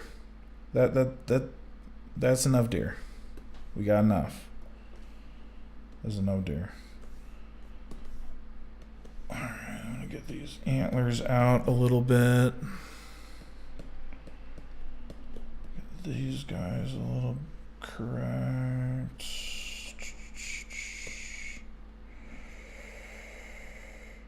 Liking this. Just getting all of this together how I want.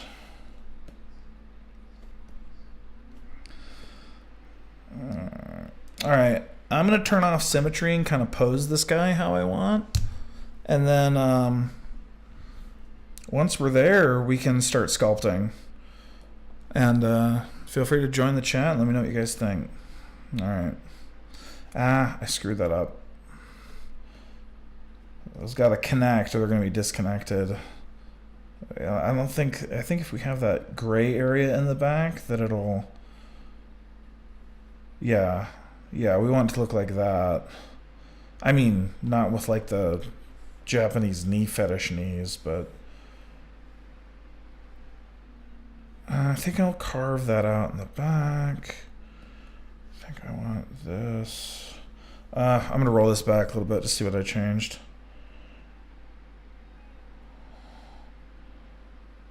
So this is what I'm oscillating between. 1 or 2. Well, so it's not supposed to be an elk. It's supposed to be a like elk coyote god hybrid. So we're taking elements of the coyote trickster god from Native American mythology and crossbreeding it with the forest god from Hayao Miyazaki's Spirited Away.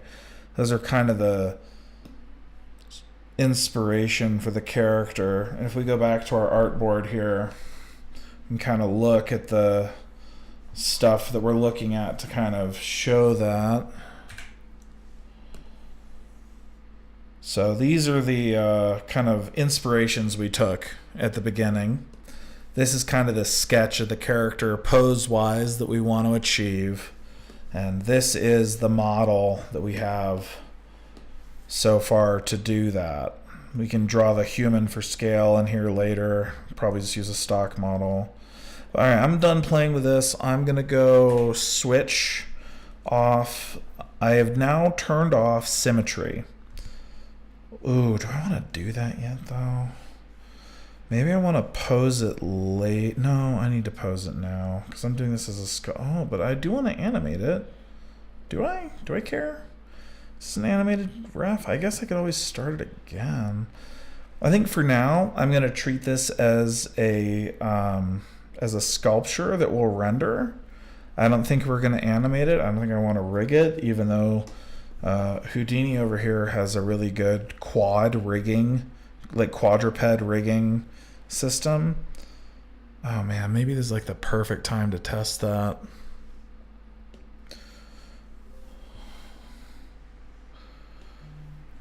I'm gonna look on my phone, puppy, I promise. I'm doing it right now. So I don't want to accidentally yes, perfect. All right, y'all get to see that. That's great. I love those wolves. The wolves from Princess Mononoke are just so great. They have so much character. There's so much going on in them. So I think we'll add this to our fan board as well, just because it's so good. No diggity. There's a crop button in here somewhere, but we get it. It goes like right there. So, Zbrush. So what I'm deciding is, if I turn off symmetry at this stage in the process, I'm not going to be able to create symmetrical edits to the character again. And I've got it posed in a really fun way, so it's not really going to work for the auto rigging in Zbrush anyway, but not Zbrush, sorry, in Houdini. I think I am going to turn this just into a maquette, and it'll be something that will render in Houdini as a scene, but we won't animate it. I think we're just going to have to build the pose how we want, which means that we are indeed turning off symmetry. Turn it back on. Turning off symmetry. But one thing I can do here, I can save this. I'm going to save this as God head base pose. Bliggity blam. I mean, I hope bliggity blam. There we go. All right, that's saved. So now I'm going to save a copy of it.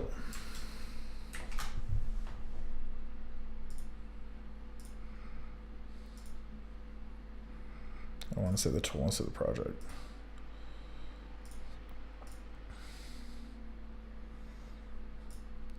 I'll say this as Godhead posed, just in case we want to come back to it.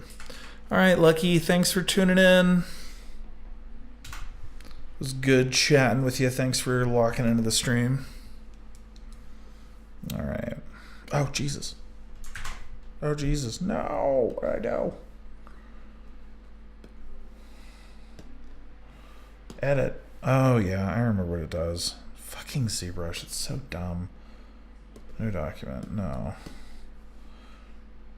It's like playful, too. No, undo. I hate it when I do that in ZBrush. It's the most annoying thing. This thing. Okay. Edit. Bam. All right. And now that we're here, we're on the posed document. So I'm going to turn off symmetry. X.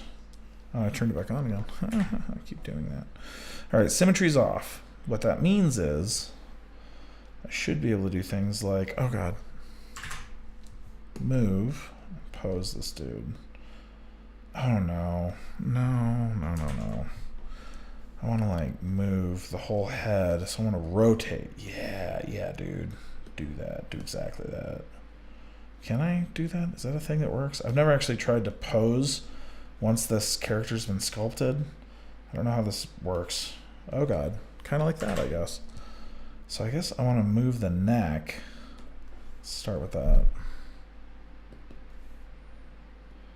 I'm doing it. I'm doing the thing that I want to do, kind of.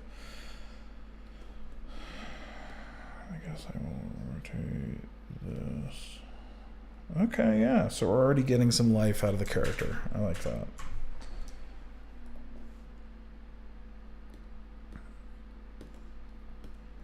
Come on. How did I do that before? Oh, God. Oh, God. I think I have to do it like at the joint. I haven't tried this part in ZBrush yet.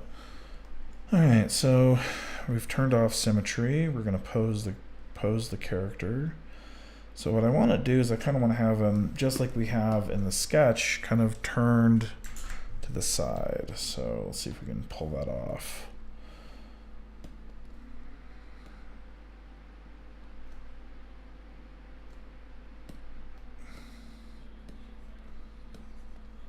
I'm doing my best to figure out the austere controls here.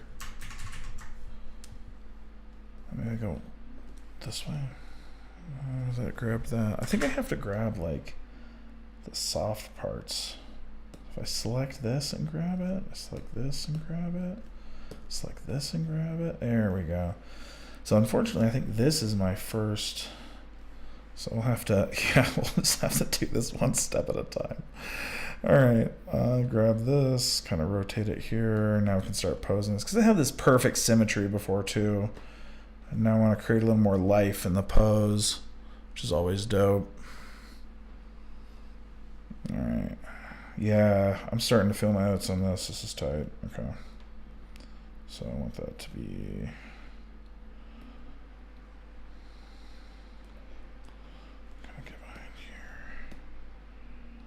I don't want too much imbalance here. I want these to kind of look approximately the same way. So there are horns. This needs to roll forward. There we go. Mm-hmm. Mm-hmm. Mm-hmm. And there we go. Oh, I love it. Start posing a character outside its like little default symmetry pose, and all of a sudden start feeling cool about stuff. Move these guys back. Alright. So I'm gonna have like this kind of come out.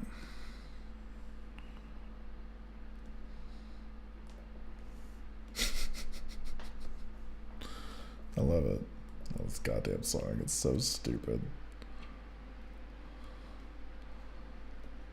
Alright, start posing this guy. So I kind of want the shoulder to come down a little. There we go. Start moving this guy around.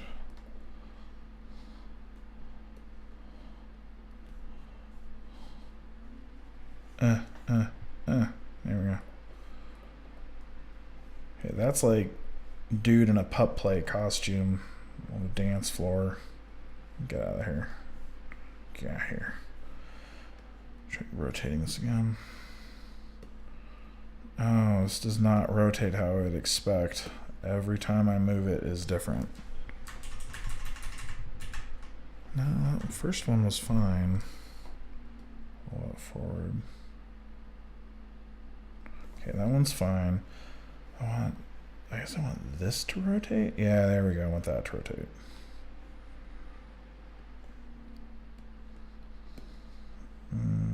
Here, and then...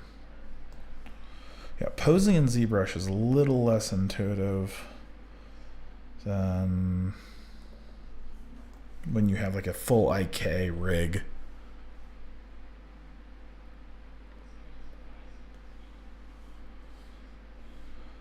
Puppy, will you please help me decode your meme? Cranberry Sprite, what? Am I just out of the loop? What's Cranberry Sprite? Is it like a meme?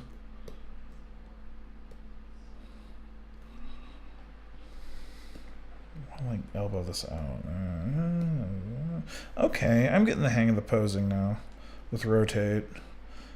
Though I suppose I might have to change the length of some of these. No, the lengths were correct. The lengths were anatomically where I wanted them to be. They're not going to morph in that way. So I should just be able to rotate this how I want to go where I want it to go. I want this leg to be lower.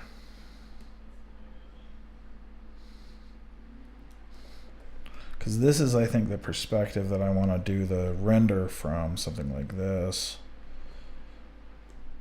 Which means that this is going to kind of come up.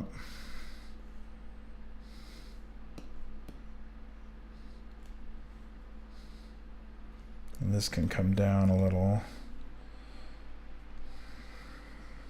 Yeah, that's kind of making sense.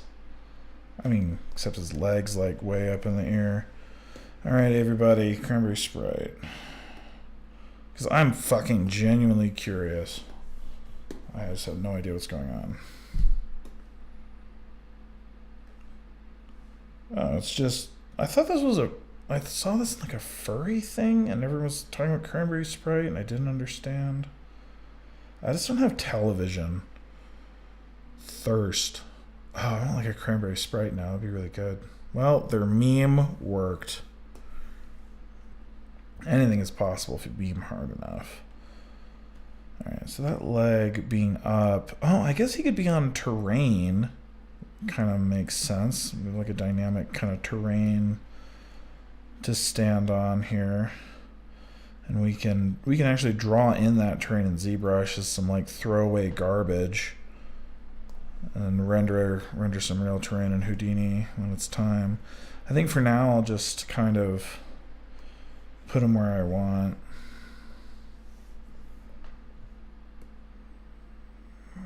Just gotta have this stuff making sense.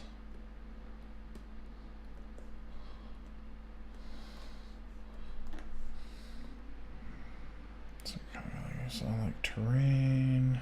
Yeah, okay. Put this one up a little.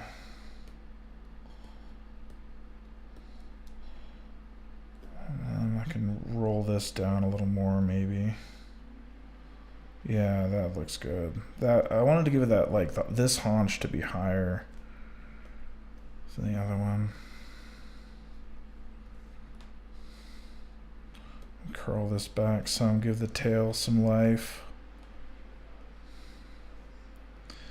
Like, simultaneously curious, cautious, angry. A little bit of all these things. All right. So there's our prowling predator deer.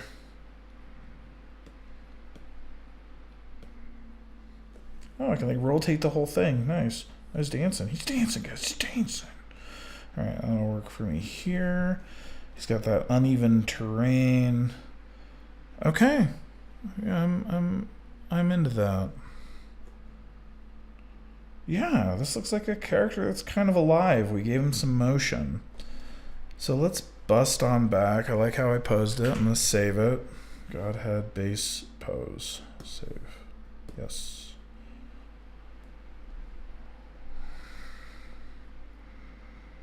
Oh, this is kind of off now. I want to fix these horns real quick. Hold on.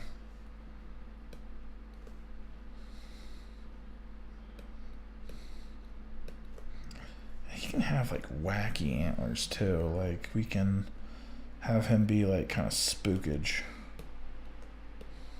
You can have like totally whack antlers that are kind of all over the place. It's all about the illusion of what we see in the camera anyway.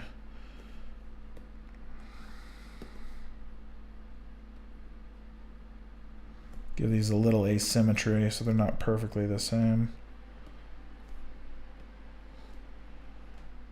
I like that. That should be cool. All right, let's start with this. I think we're good. Save it one more time.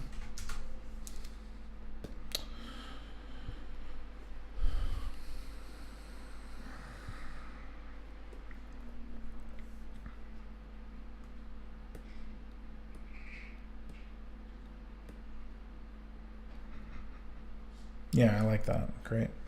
Okay, I'm going to go to subtool. Or how do I get from surface?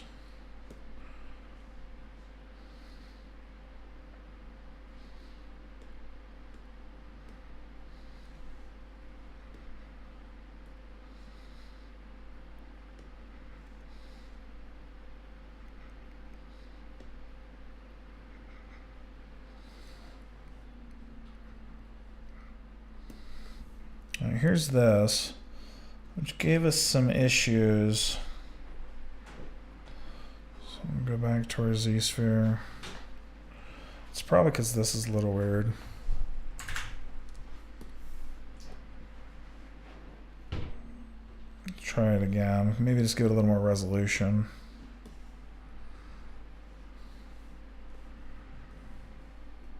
And go up to 512. Double it because it almost had it.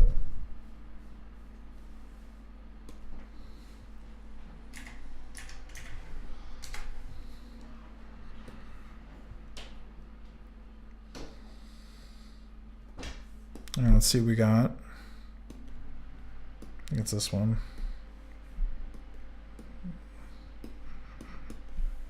Oh, god damn it. It did that thing again. Right, here's our dude. No, it's like even worse, that issue.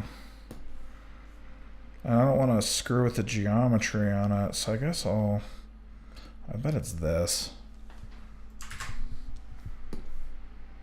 I just gotta move the tail into a place that's oh, it's this. It thinks that that's not a tail. So we just have to increase the resolution of this so that we have a real tail. All right, that makes sense to me. I'm also gonna get the tail, and I kind of stopped paying attention to it.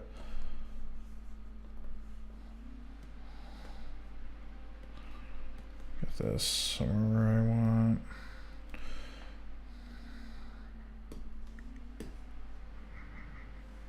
Maybe unified skin might do it better, I don't know.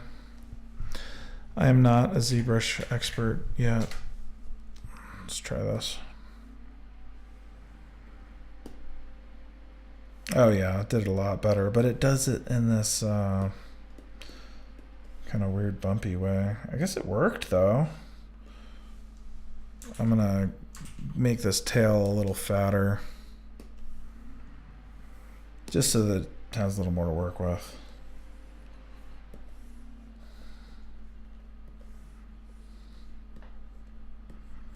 Oh, come on.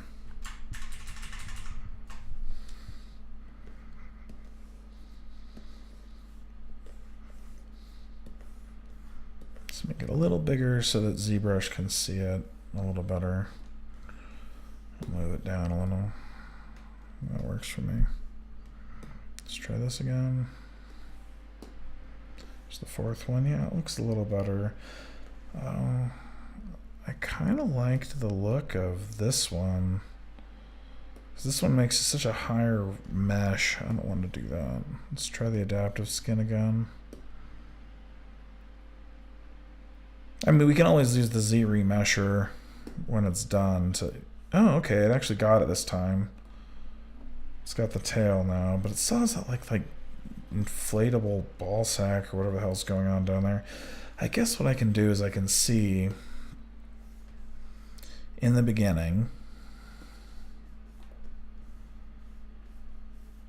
I'm gonna go full screen on this as well. There we go. Just need all my space for things like our size. There we go. All right. Let's see if we can fix this. Come on, get.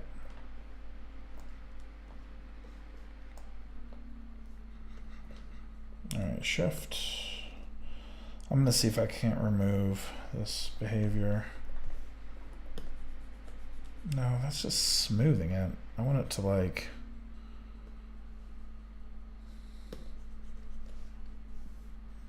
I wonder why it won't do that. Maybe I'll flatten it. So I just want it to go away.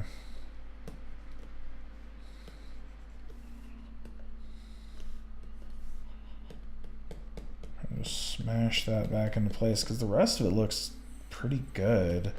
You know, but no, this geometry is going to... No, I guess if we're remeshing it no matter what we do, I guess I don't really care. All right, let's look at this one. I guess we can start here. I just don't like starting with all those weird bumps and details. Weirds me out, man. But we're gonna give it a shot.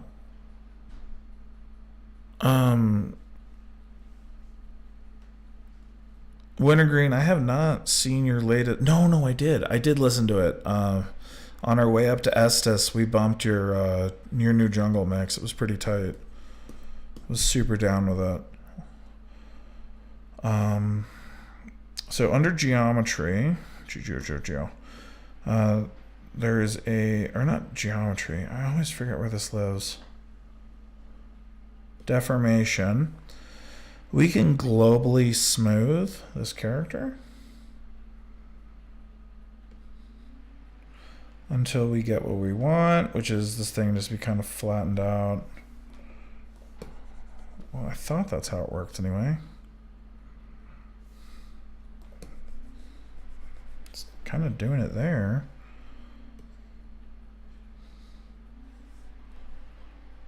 Huh, I thought that's how it worked.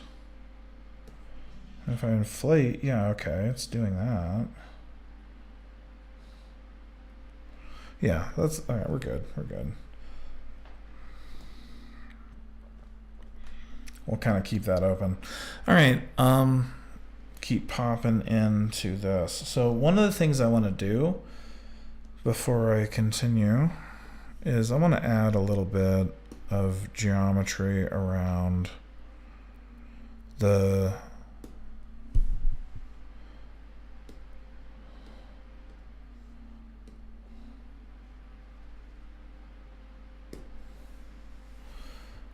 add a little bit of geometry around. No. Yes, no, yes. This.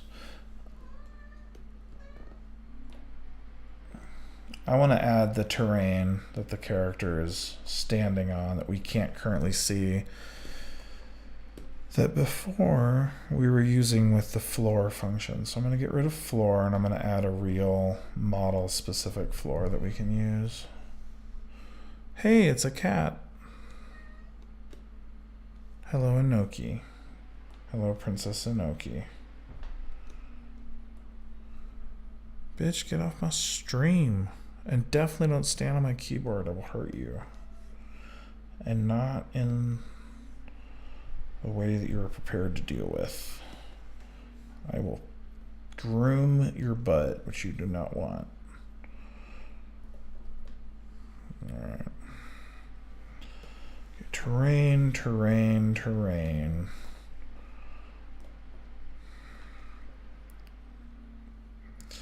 Alright, that's a start with the terrain. I also want to draw this double-sided, which I believe is under render, I want to say. No, it's not. It's down here by view or something. Display properties, double-sided. There we go, much better. All right, so now we're going to draw some terrain for this character to be on. And I'm just going to use standard brush to start.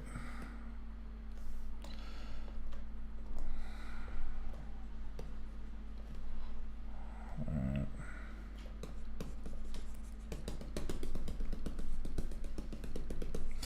And I've literally never ever in my life done environment art, so watch me look like an idiot while I'm doing this. Kind of want to just... Dumb bitch cat, I'll fucking kill you. Knocked over my mic. Fucking goddamn cat. Alright, moving forward. Watch you like a hawk, Inoki. That's right. Make those... Bastard cat. Where am I at here? There we go.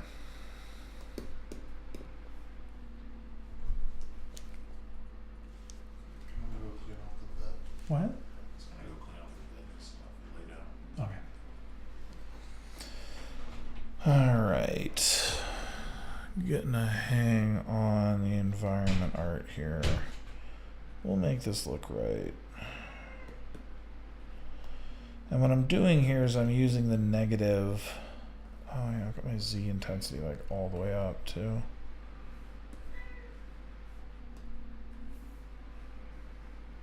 That's probably why it's so intense. Start smoothing some of this out.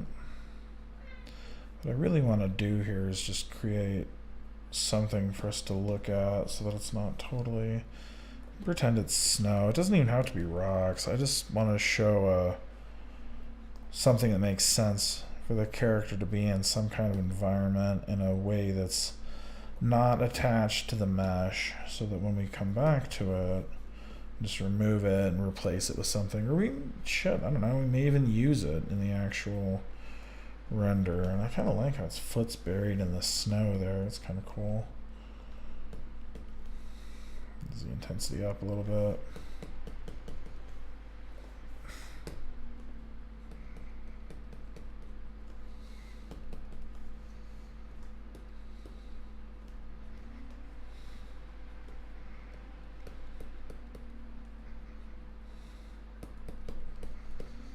So I'm going to create something semi-believable, which I think looks good.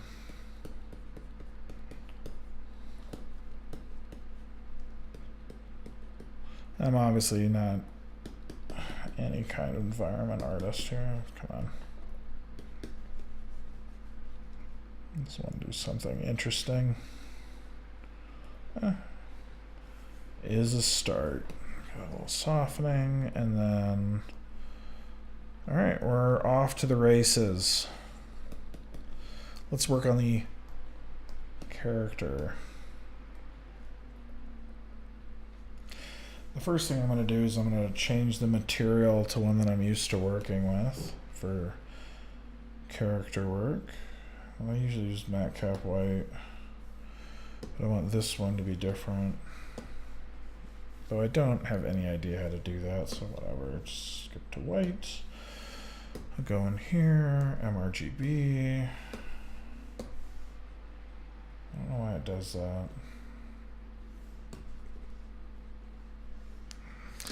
Wonder if on the deformation, maybe it's like a poly paint thing. There's like a fill button. No.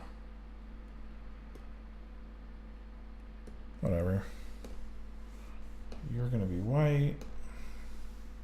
I mean, do it.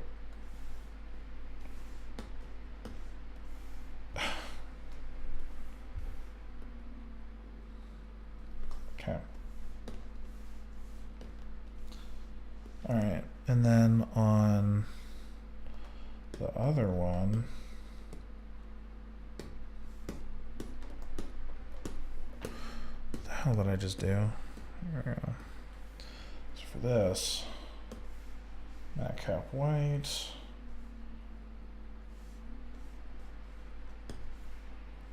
Oh, there it is. All right. Keep with this snowy kind of look. Over here. And for this guy, it's like a light gray. Okay, look, now we have some differences between these characters or objects on the screen, which works for me. Just want it a little different. That works. Cool. Sweet. Excuse me, guys. All right.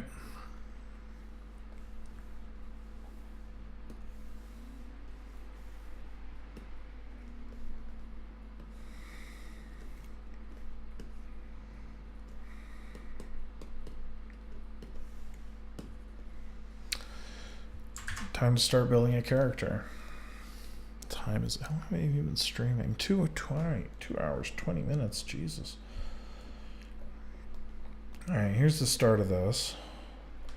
I do at least want to get it into Houdini before I take a break. All right. I got Puma look to him at the moment. All right, this is the first place I want to start. This is the place that I feel is the most wrong. I'm going to start with some flattening at the very beginning. So what I want to do is just... come on. Let's start with this. Why are you always zooming in on the wrong thing? Come on. There we go. What I want to start doing is creating some of the flat shapes that we were seeing. Like those thighs are too much right now. They're just too rectangular. I want to push those out.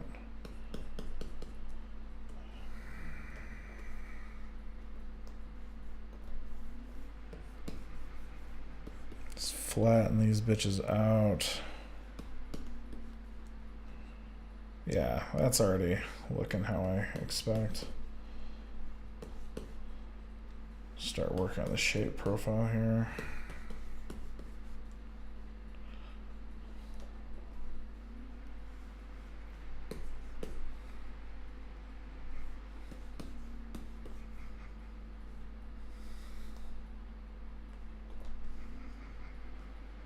And start shaping this up.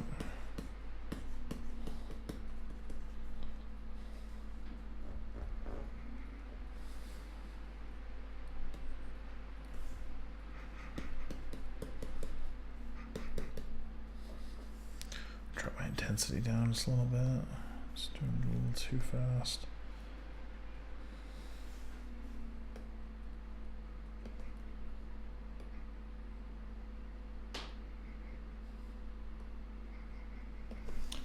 I might try to get something a little more.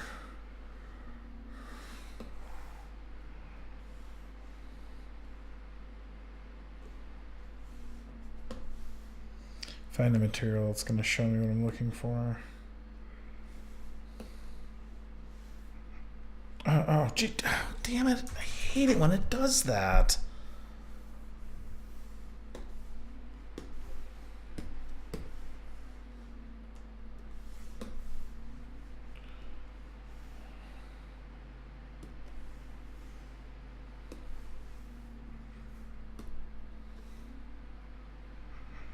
Get rid of the shiny.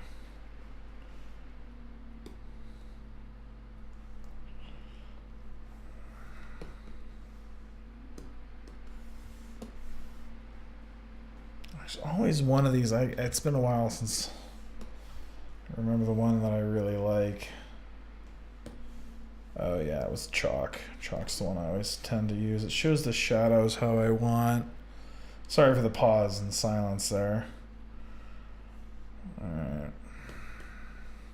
So one of the things that I noticed right off the bat is that we've got like a cool silhouette here. Now we need to kind of sharpen some of these details up. So let's start doing that. I'm going to bust out clay tubes. I'm going to start building this guy up. Because one of the things that I want to see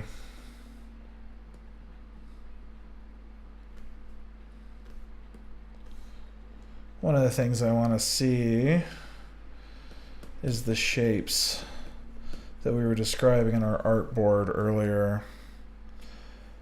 Like,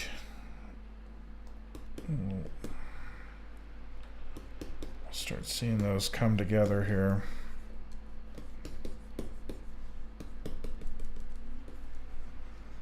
Drop our intensity up a little bit here. There we go. Nice big chunks coming off here. All right, let's get the boniness up and the thickness out. So this is the V shape that we want to see right here. Okay.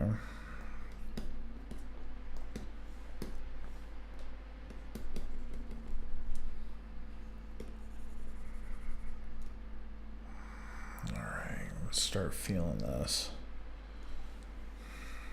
I gotta get rid of that plane. There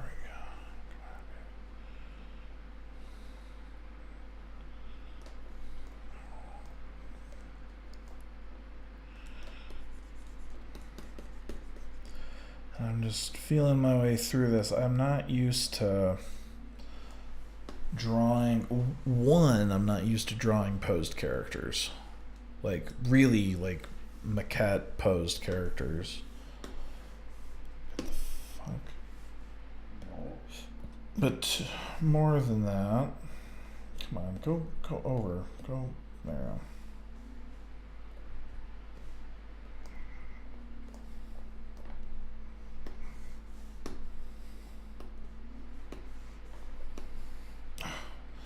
Like forgetting what buttons go. Hold on.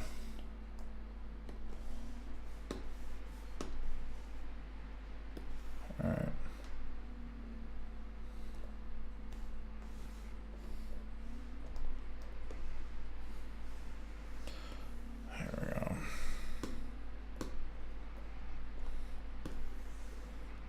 That's mask. Which one? No, this is the opposite of mask. I remember my key shortcuts here. There we go.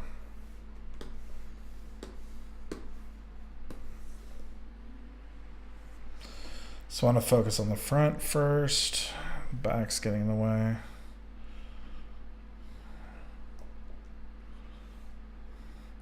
So one of the first things I'm noticing here is I need to add some weight down here.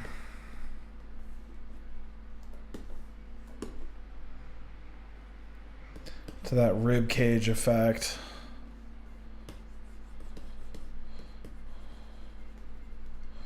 And we were talking about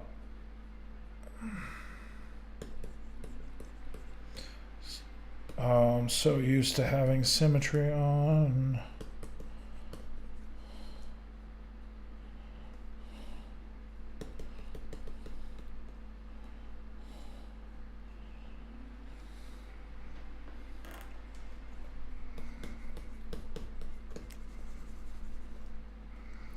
Start feeling my way around this drawing, sculpture, or whatever.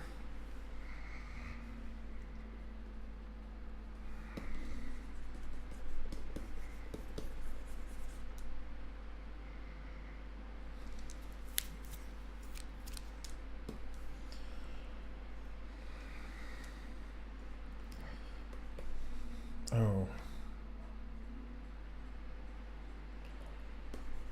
Smooth that a little first. Bust out and flake, kind of give that a little more space to work with.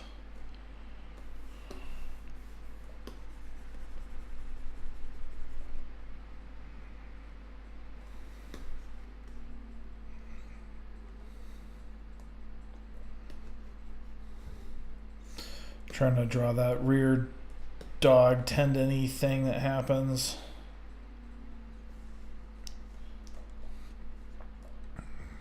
Yeah, it's kind of working.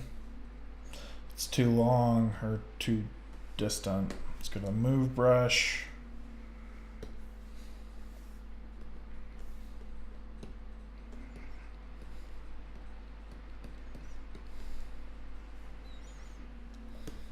Ooh. Too intense.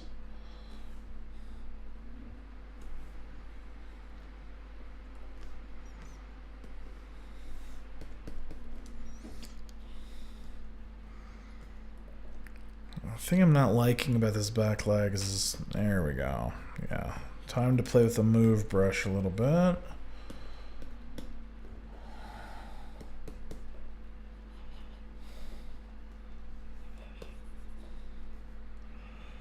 Start knocking these knees in. Oh, should have been using this tool from the beginning. That's perfect. Exactly how I want to move around this model has been found.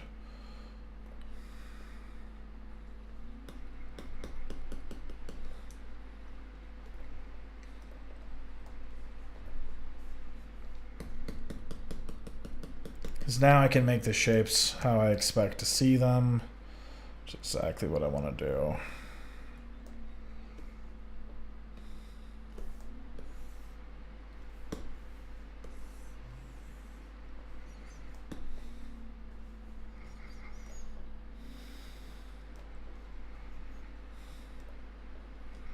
Do it.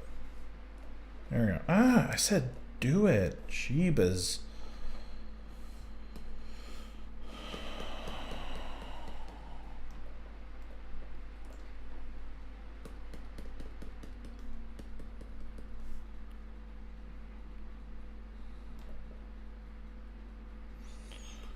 Bottom one here.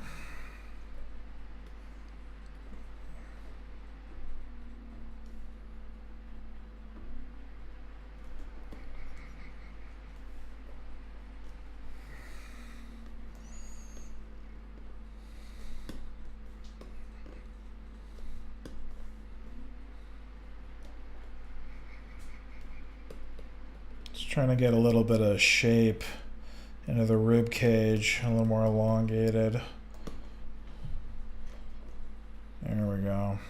It looks kind of like a razorback ridge, which is not what I'm going for. I'm just trying to get the shapes starting to blend together.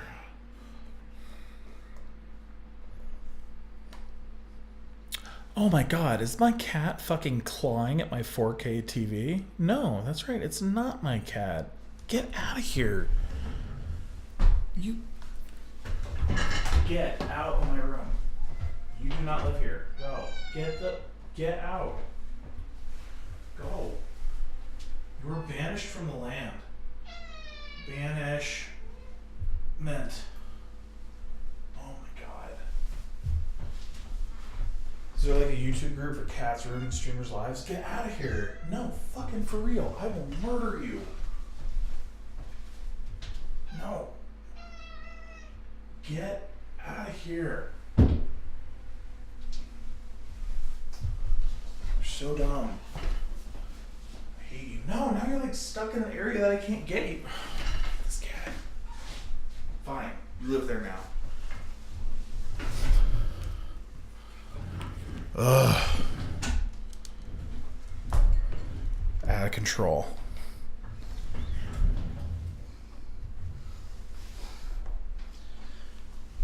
She's like a giant bummer.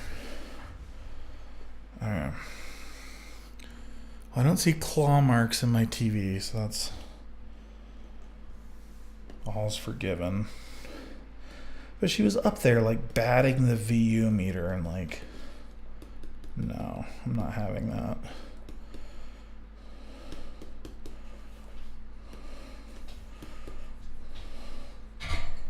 Oh, Lord. Like watching for every little noise now, seeing what the hell she's going to do next.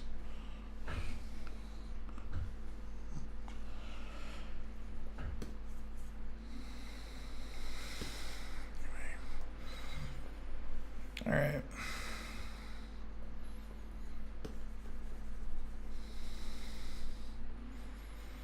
All right, move tool, move tool. I'm doing it.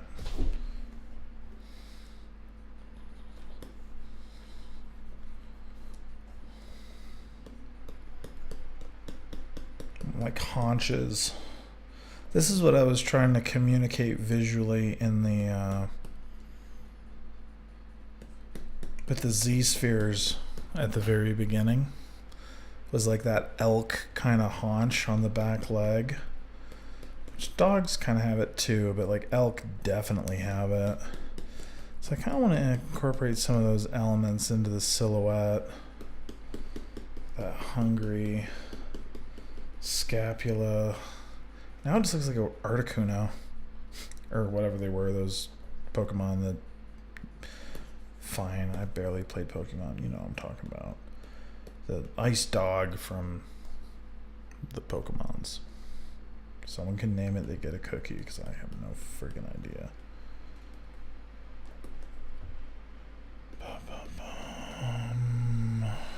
Yeah, this is looking what I want for the bony look, though, which is good. Oh, more music, too.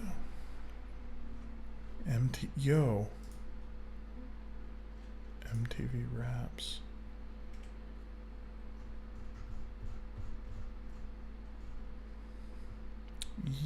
No, not that one. This one's good.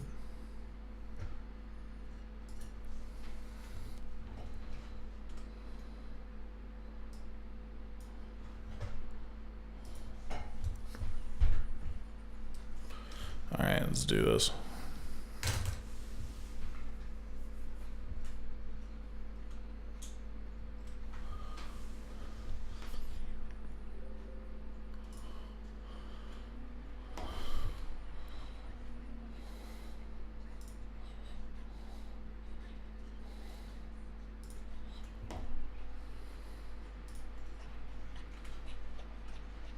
What is this that you sent me?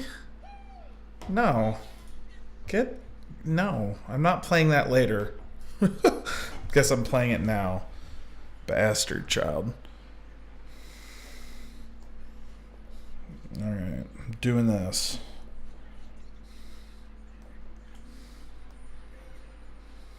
Fucking douche. I love you, Wintergreen.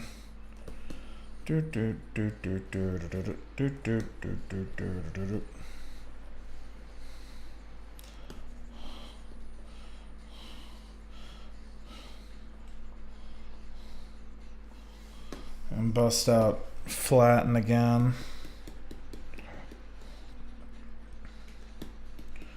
Kind of just undid what I made. No, that makes sense. I think all that's fine. Turn this down a little, sorry.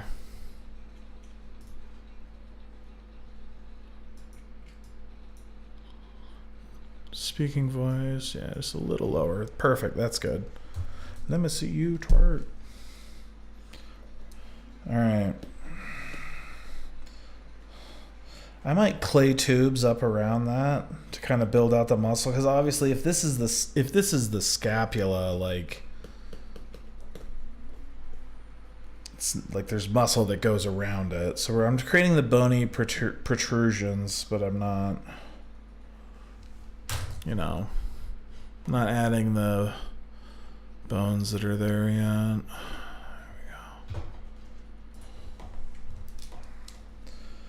We can start. All right, so we've got some good details there. Let me start working on the rear end a little bit. Kind of want to compress this together a little bit. Looks a little wide. It's wide right here.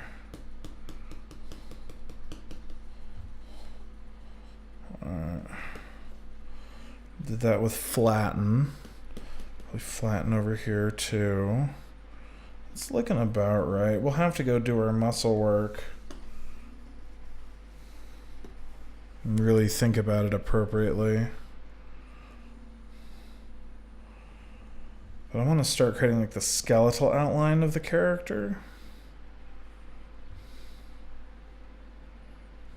Come on, get where I can see you.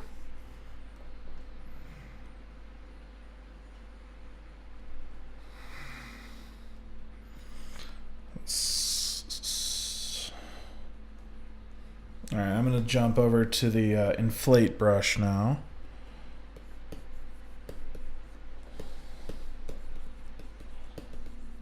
It's a good old brush, but I'm using it wrong. Come on. My intensity was just a little too high. Maybe a little too low now. I might actually use standard for this because I want to draw shapes at the moment. No, I'll use clay tubes. I hate using standard.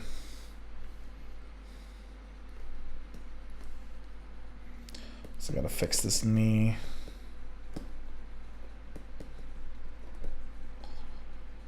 All right, let's fix these knees. I want to do the rear knee, the rear of the creature now.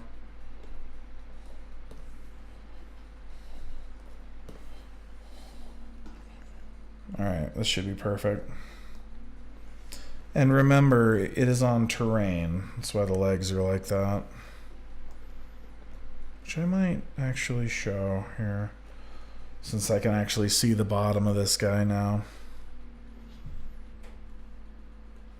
You son of a bitch. You're back up there. All right, be right back. No, out of the room. No, you're not allowed in here. Come on. I'm letting you down. I'm letting you down over here.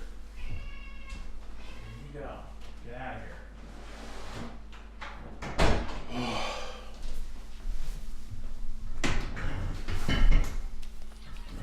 God, cats, am I right? All right.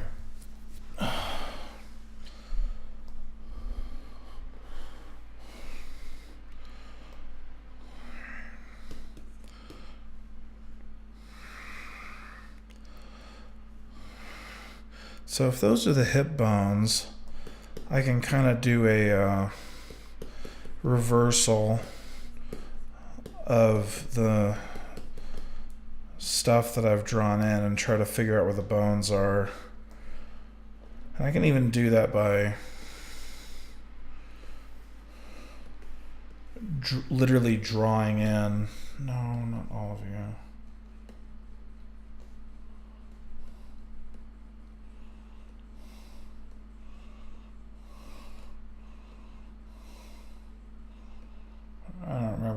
I don't even remember what color we had. Something like this. That works for me. This looks a little corpse. Whatever. I'll do.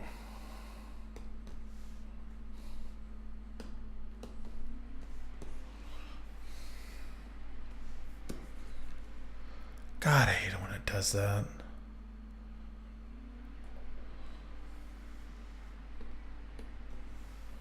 Whatever. All right.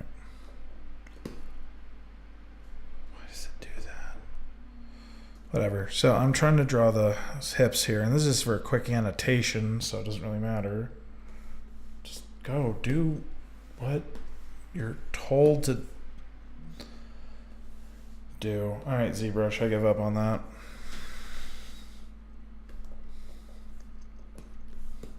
Just get out of town. I still have not figured out how to do texture painting in Zbrush. It's Nala's butt. All right. All right, so what I was going to show here, God damn it. All right.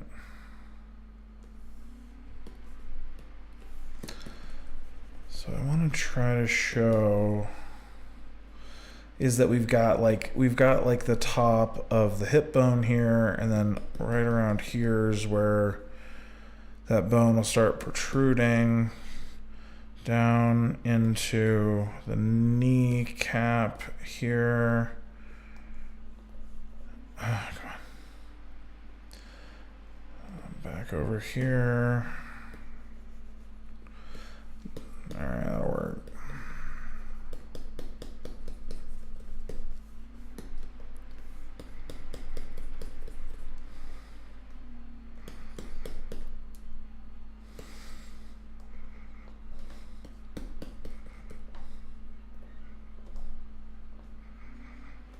Get rid of this.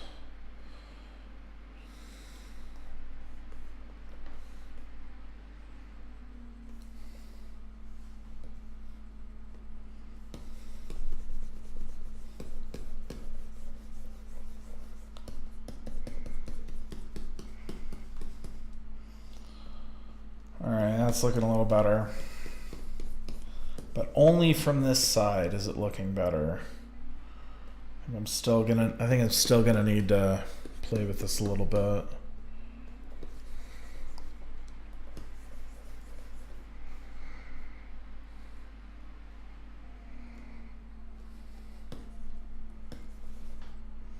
I still don't really know what to do with the inside of this leg. It's just too squared off.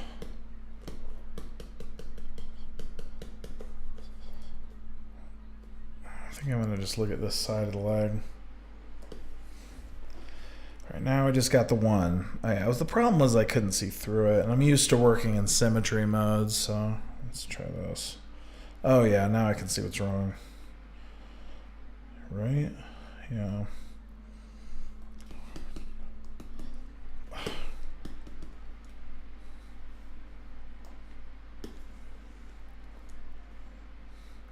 So I'm going to mask out the bottom part of that leg so that I can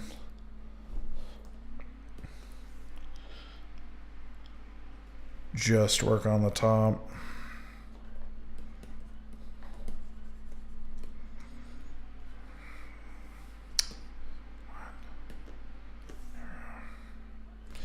Get rid of this tail as well.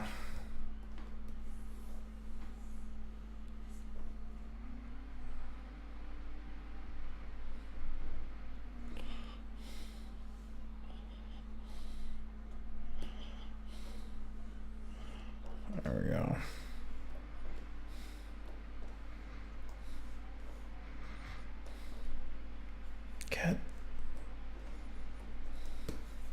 There we go. Now I'm working on the part I want to work on.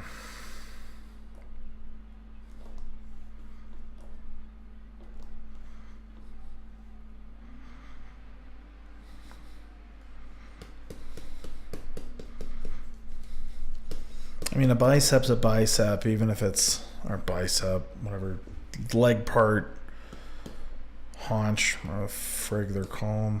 God damn it. Oh.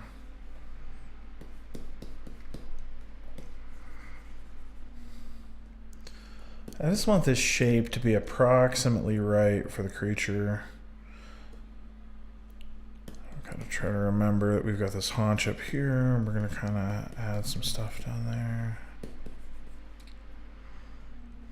I'm trying to combine like coyote and racehorse. So this is like a weird little hybrid. I got elks and deer's got big butts. kind of add some area to that there. Oh, God damn it. I still want it to stay flat.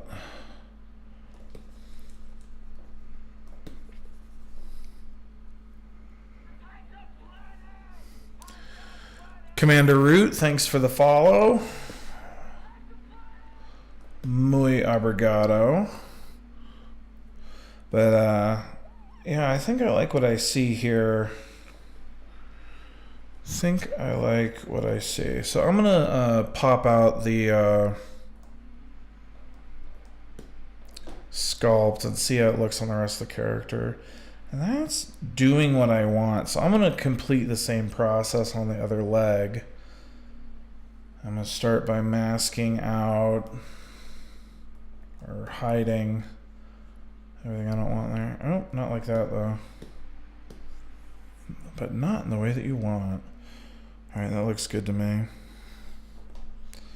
Alright, let's jump in. And remember, this guy is on a plane, so I want to make sure that I've got the musculature how I want. Alright, let's start with what we did before with those haunches. Let's kind of add... I want to roll that back. There we go. And if anyone has any questions about what I'm doing, what I'm up to, let me know. Revi, thanks for locking in. Welcome to the stream. And yeah, dude's thick. That's how I roll though. Y'all know me. Kind of still the same old G. I'm just been low key. Alright, start cutting down some of that.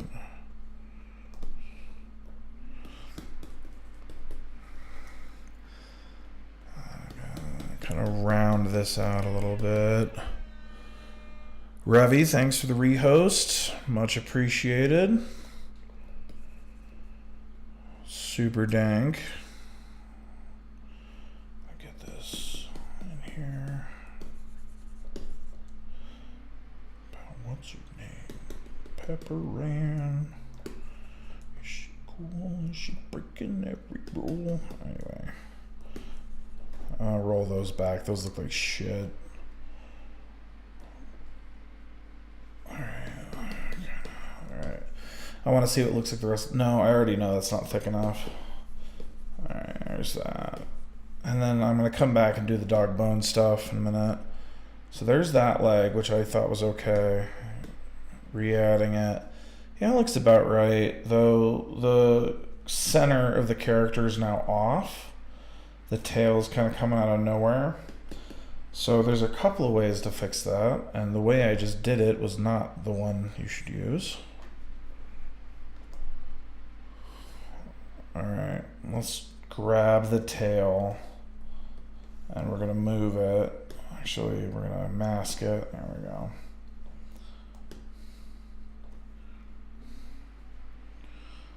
Probably an easier way to grab it is that.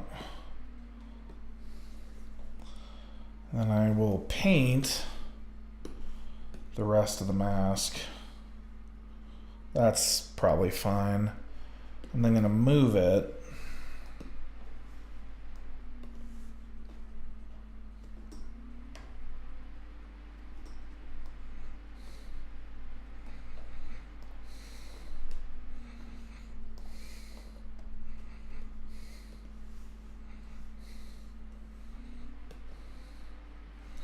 We're just going to move it to the right place. All this is going to be retopoed in the end anyway, so that it will render a little better when we finally do get into Houdini tonight.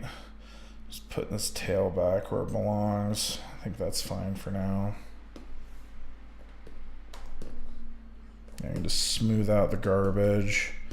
I'll continue that spine action. I'm going to get out of the tertiary details of the haunches, and well, they're not tertiary, it's still super rough, but I kind of want to get rid of some of that. In here's looking That looks blobby and crappy. Let's address this.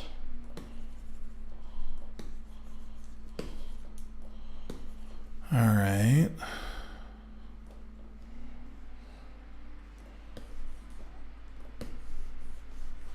So this is looking good. Anyone who wants to join the chat, I am monitoring it, so feel free to hit me up with thoughts, suggestions, etc. It's going to be a grip of problems right there. So when I run into stuff like that, I typically use the inflate brush to see if I can get a little more distance in the geometry. But one of the issues we're going to have, I'm alternating here between inflate and smooth, which actually is working. Everybody likes that. Oh yeah, actually that'll do nicely. So one of the issues that I was running into is that the geometry was flattening, creasing out very strangely, and I didn't want that to happen. So the inflate brush can be a nice little savior there. So this is looking like this area right here needs to get balanced out for me. And before I like draw genitalia on the thing, I think I'm just gonna, which is not the plan. Ain't that kind of stream, kids. I'm just saying it's like wrong. This is all wrong right here. I think I'm gonna pinch it together. Yeah, I think that's what I'm gonna do. So what I'm gonna do to do that is I'm gonna save this area is kind of like the, I don't know, animal taint area. This is dedicated taint zone. I just want it to, when I move the limbs together, I want to create a crease over this area. And when that happens, I don't want it to move the pixels that I'm doing here. Trim that. Sometimes hand painting these masks is just excellent. It's totally the way to do it. All right. And especially because we don't have symmetry on this model because we're doing a maquette. This is going to be a static render in Zbrush.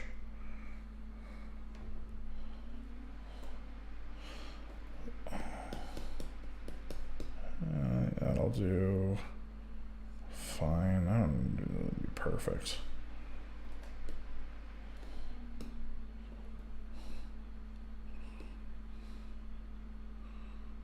All right, I like that.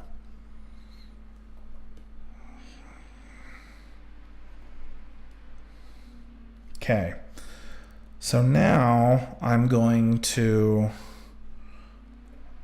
oh, yeah, I don't know if I can. I guess I can. Yeah, I'll flip the mask and then I'll unmask this stuff, which is allowed. I really only want to move the back, and then I'll move back to my freehand mask and I'll paint out the area that I don't want to move, kind of down here. Oh, not like that though. Close. Oh, god damn it. There we go. And we'll just keep grabbing that torso until we have the creases we want. I think you guys will be pretty surprised how quickly this will fix the problems that we have here. So the parts that are highlighted white are the parts that are selected to move, and I don't want these parts to move. I want these parts to move, and I want to block out the tail as well. Meow, meow. All right.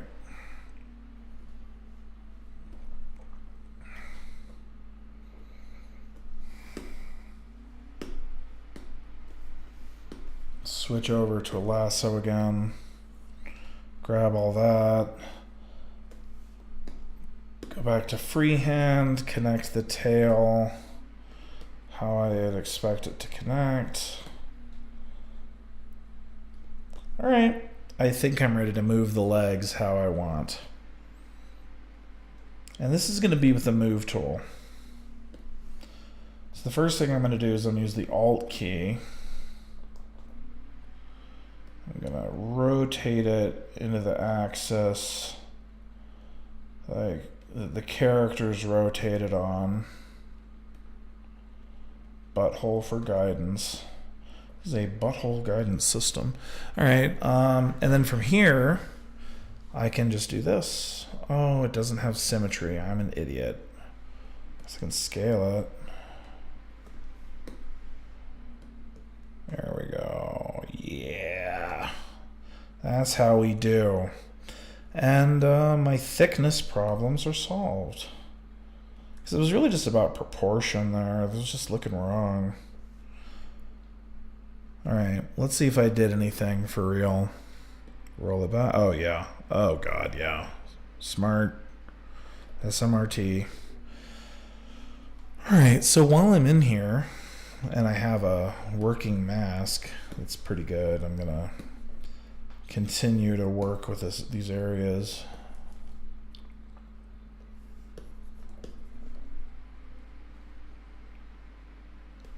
Try to inflate the sides a little here. Intensity is so low.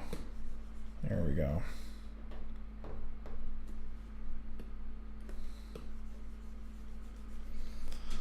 Just kind of want to add some flesh down here. Well, that looks lumpy. I guess I should do it from the top because that's kind of the area that I'm really looking at. Ugh, I need a bigger brush. Yeah, bigger inflate brush is better. Because I still want to be a little thick. Just not as wide a haunches.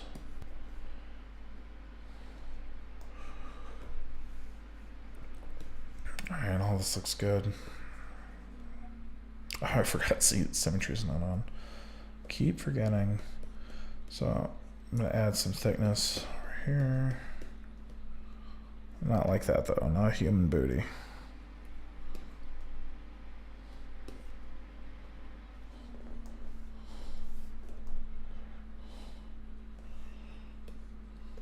I want his butt cheeks to come together. I think that just makes sense, but animals don't do that.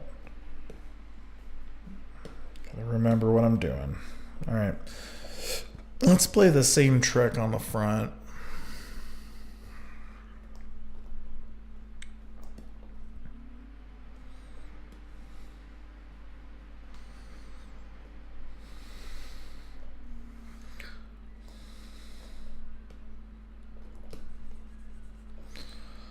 Just giving him a little area. I'm gonna blow this up. Oh yeah, I don't want to do it like that though. Stunt limit ditty. Alright. I'm kind of liking this though. I kind of liking where this is going.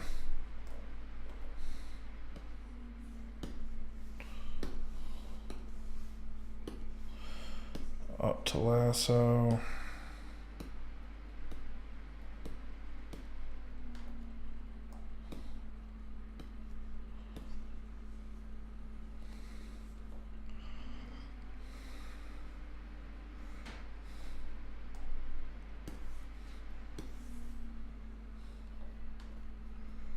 I always forget that goes to the side.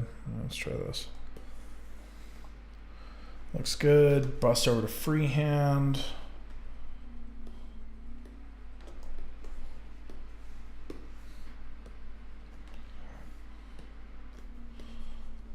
Four-point stance. All right.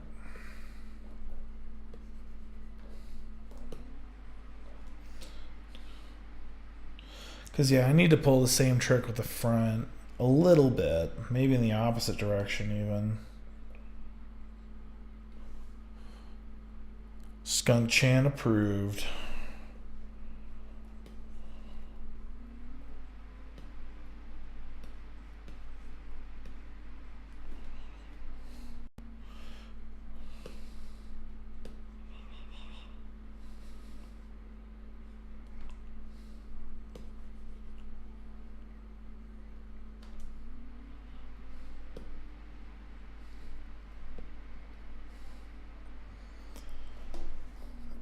All right.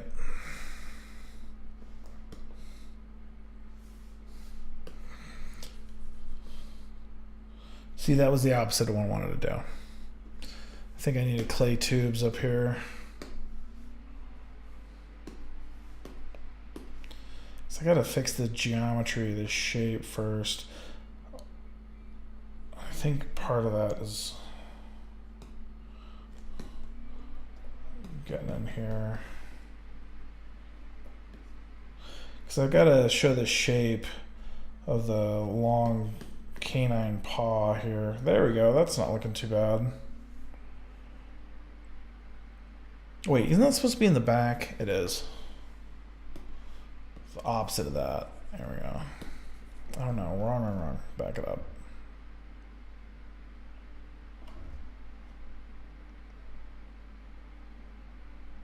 No, there we go.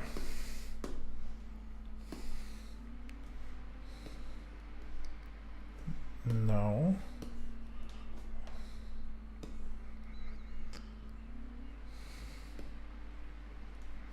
I need a smaller brush for this one. But here I am anyway. Doing it anyway.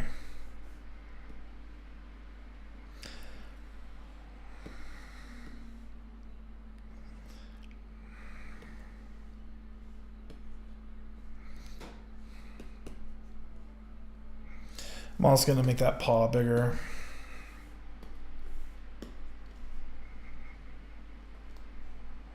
I mean, maybe not that big. Like that.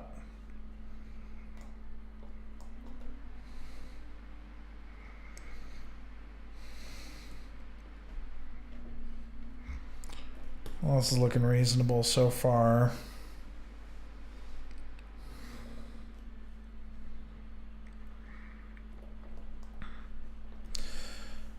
Turn on my plane here. It's looking fine. I kind of think there should be more going on up there, though. Like something that connects these muscles together. Oh yeah, we had an art board for this.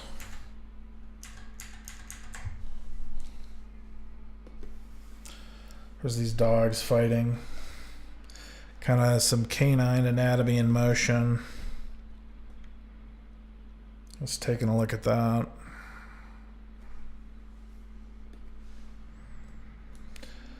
And we're kind of combining dog and elk. So it's definitely going to be a little bit of both, but I want to add some muscle to this. Outcropping, because the whole reason this muscle exists is so that meat can hang off of it and connect to the rest of it. This weird little hybrid guy is gonna get a little stacked. Pringles potato chips. Come land, Dad. It's on my magic stick. Yeah, I know you 40 quotes. All right.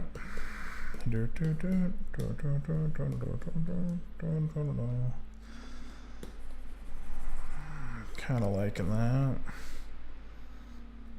Yeah, I don't know. I like that one better. It's more dog-like versus this one, which is more bear-like, I guess. I don't like that.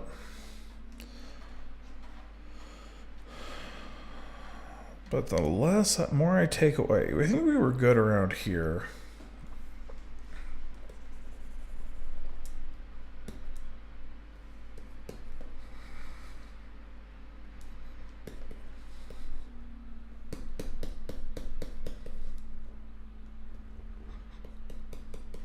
Just make that a little less pronounced. Man, it's definitely bony, like we see it. It's so pronounced.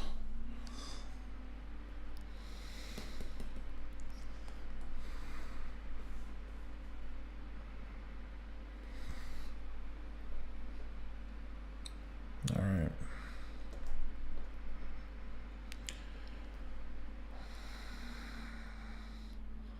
I'm kind of feeling this. All right. Let me flip this out. I actually like what I had going on there. I'm gonna reload that.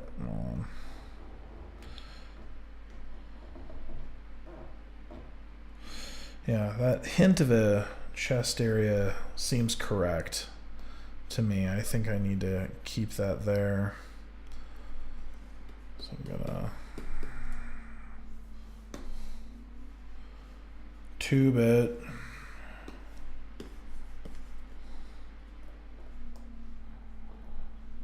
That kind of canine rib cage kind of going on. It also need neck muscle. Also needs neck muscles. Yeah, we can start working on the face next.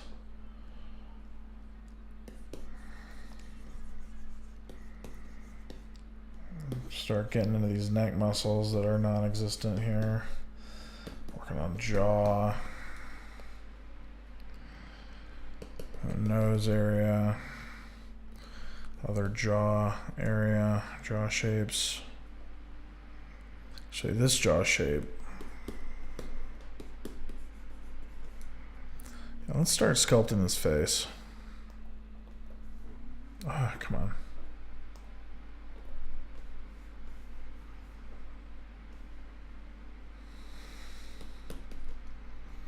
See, this is going to be tough. I'm used to doing this with symmetry on. Maybe I should have. No, because we haven't got the rest of the sculpt. I'm just going to have to deal with it.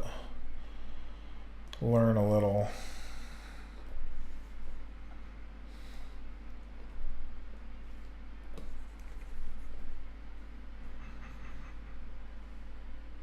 Oh yeah, that looks like a broken neck. Let's fix that.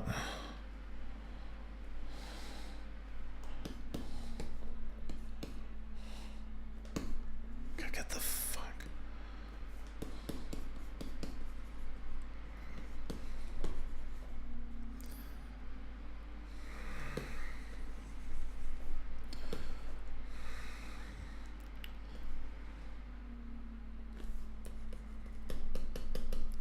Kind of start adding a coronal ridge to the character so that it's got kind of that. So one, we have a way of showing a line of symmetry on the character for the face so I don't frig it up horribly.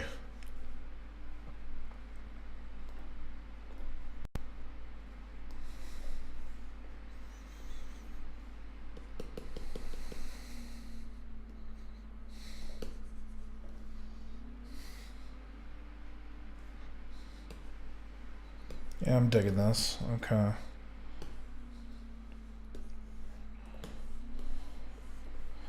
Okay. Got a coronal ridge there, which is going to connect with the base of a skull.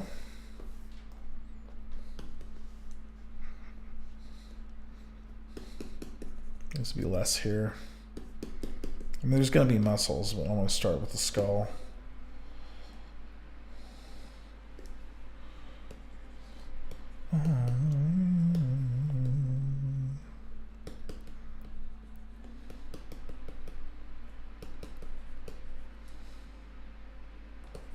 God, I'm used to not this. I am so used to having XSim on for faces. I'm just adding little bits of detail when I'm done.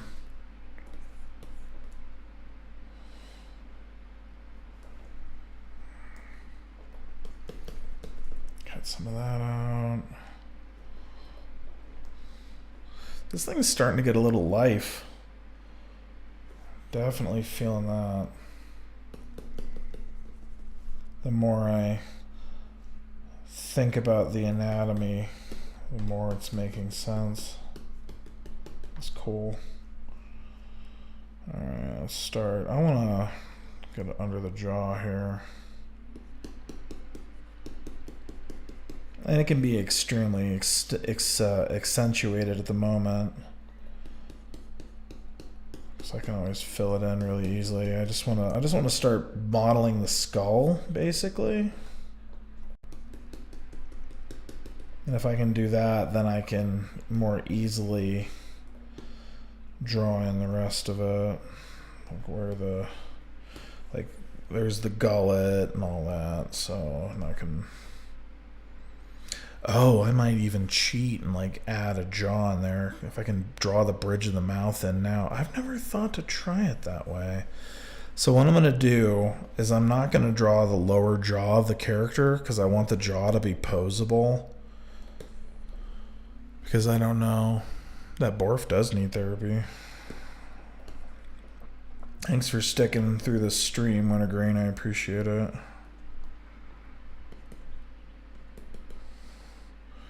Yeah, I'm gonna keep the lower jaw.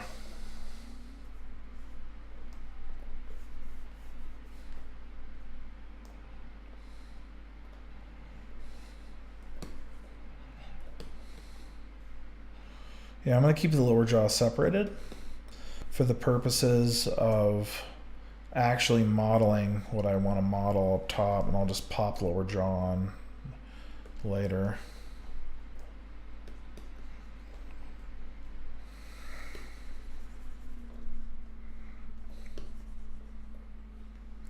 So there's the interior of the mouth. So now I can start.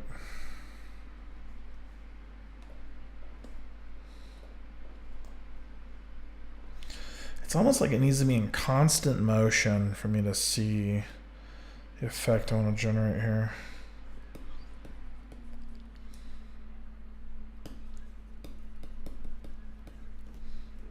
Not like that. There we go.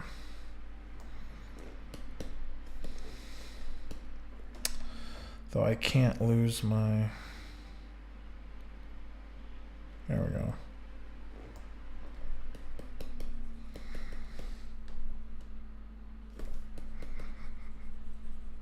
So I'm drawing some eye sockets now.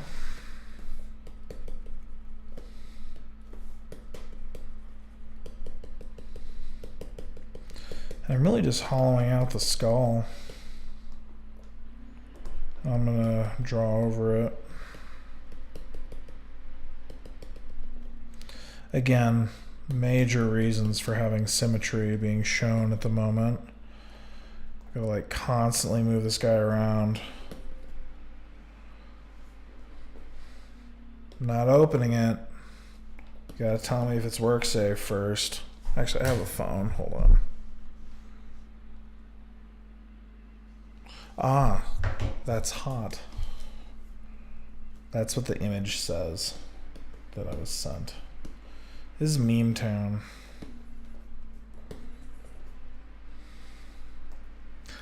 So, Puppy, I haven't,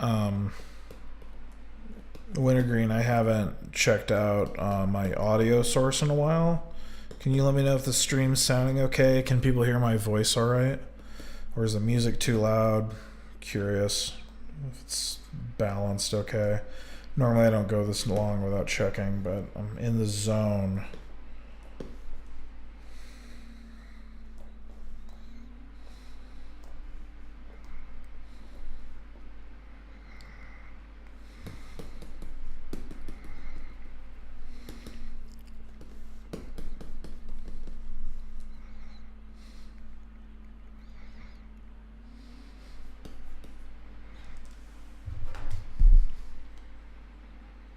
My voice has mad echo.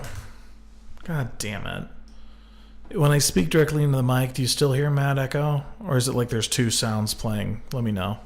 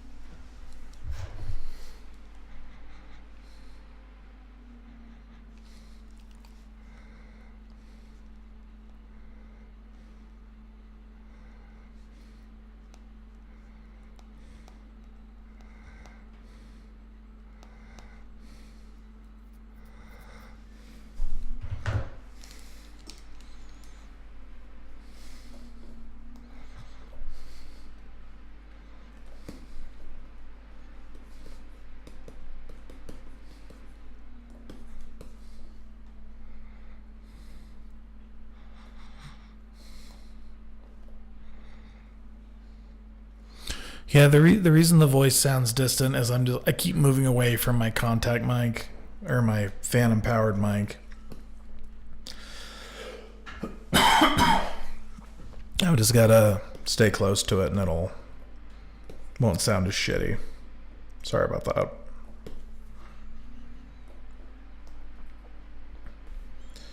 It's my bad. I'll work on my recording setup. Looks kind of like a dragon this close up. But that's just because it doesn't have a lower jaw. Remember to push the right buttons. There we go.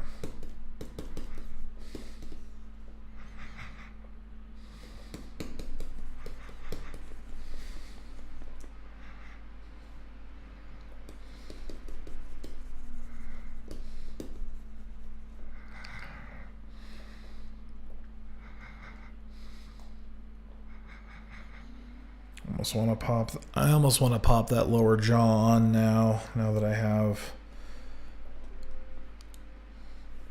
some stuff started.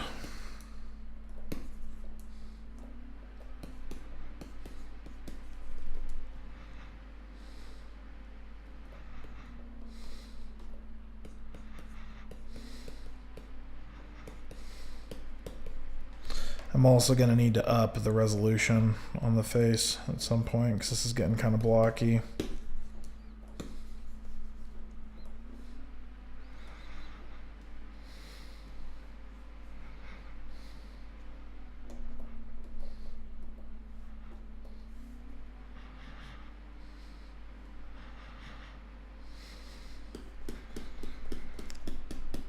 Bridge of the nose here.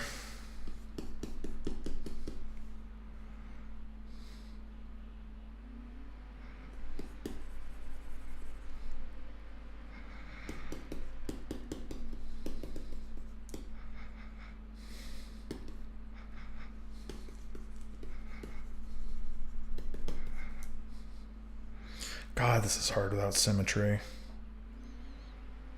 I guess I need to place the eyes real fast. Ow.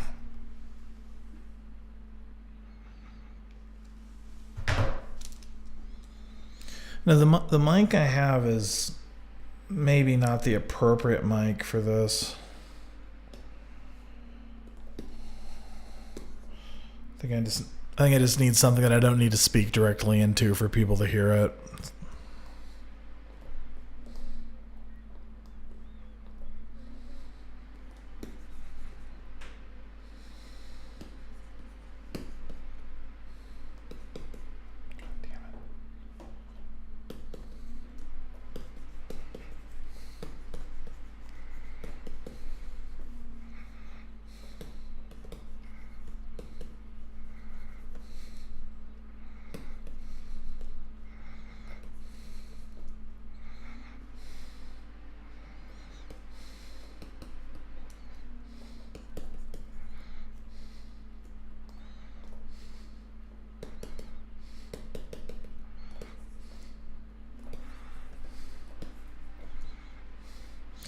All right, it's time to add the lower jaw to the face. And add some more geometry to the face as well.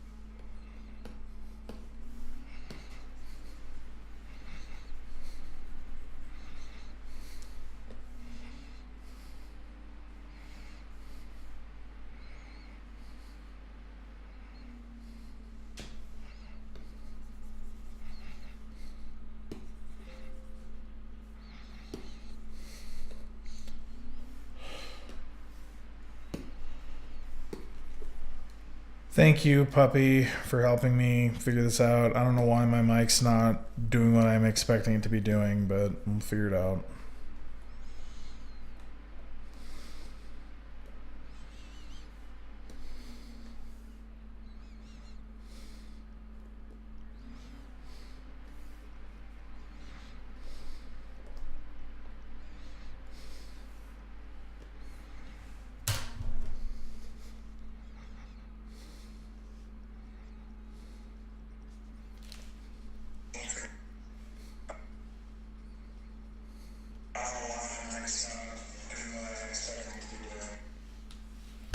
Well, god damn it.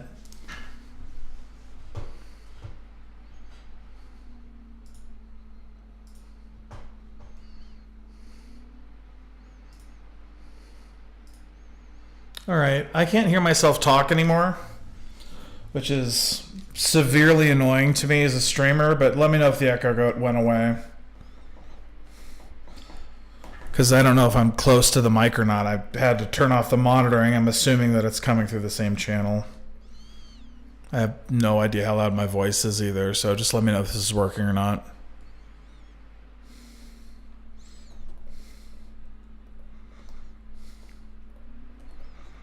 God damn it. If that's the problem, I'm going to be so annoyed. Because we're almost at like 3.5 hours of streaming with that problem on, which is fucking stupid.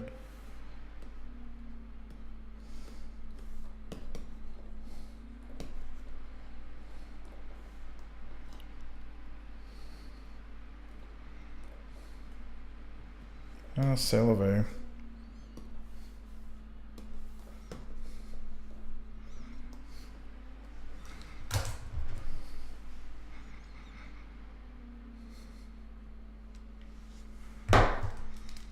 Yeah, hopefully that did it.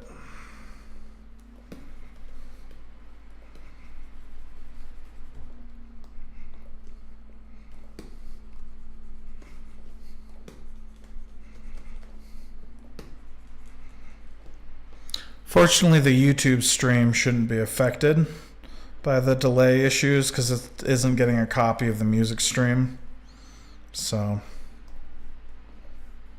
woot.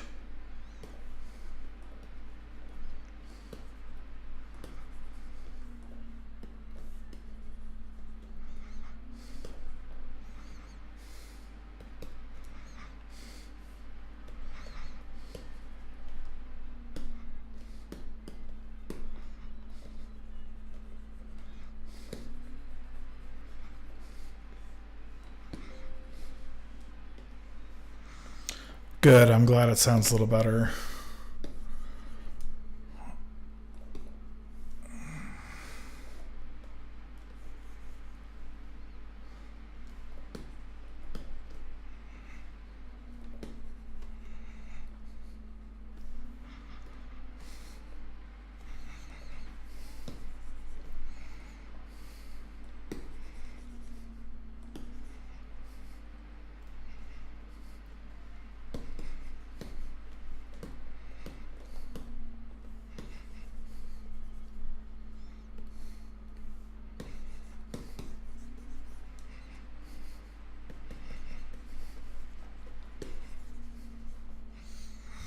I'm going to pop on that jaw now.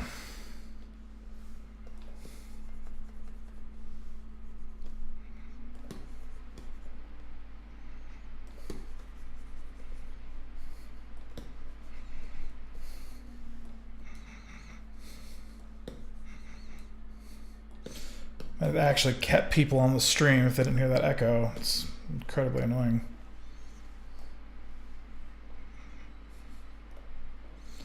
I'd love to watch him draw, but that echo is driving me crazy. I can just imagine.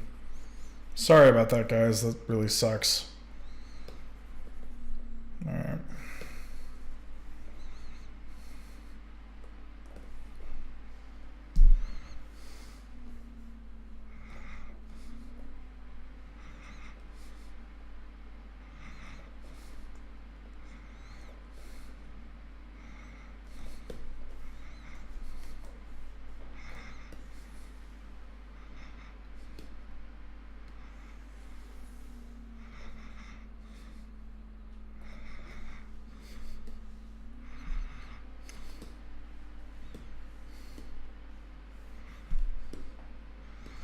All right, so we increased the geometry that was on the face.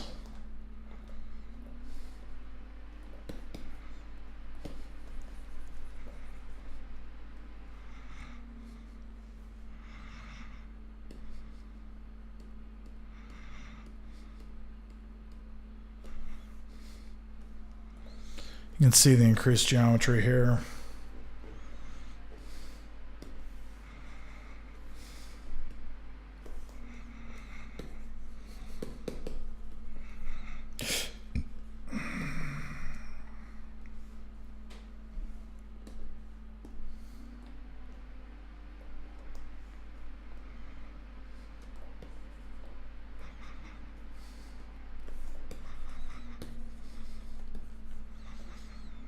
Still cleaning up some of the geometry on the back here. Come back to it. We're working on the face right now.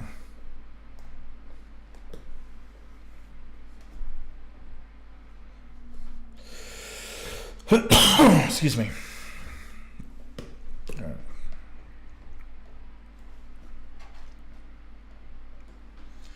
All right, adding a jaw.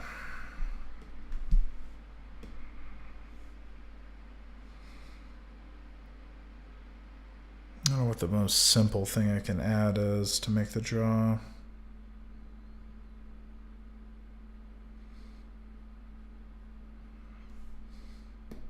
Oh, I didn't know I could remove those. That's excellent. God, I love this tool.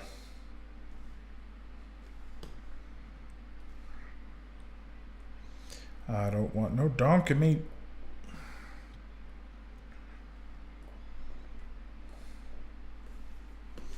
You better have some lunch meat.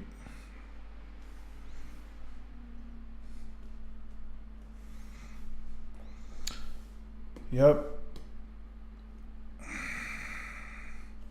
This song is workplace appropriate. All right, so moving on to the jaw here. I'm gonna start adding the jaw for this guy.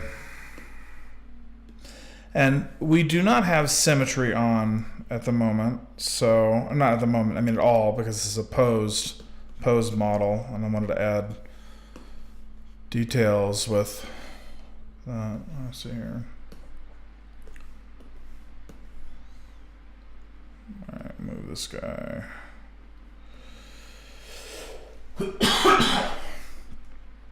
All right, so adding the lower jaw, which I wanted to be posable.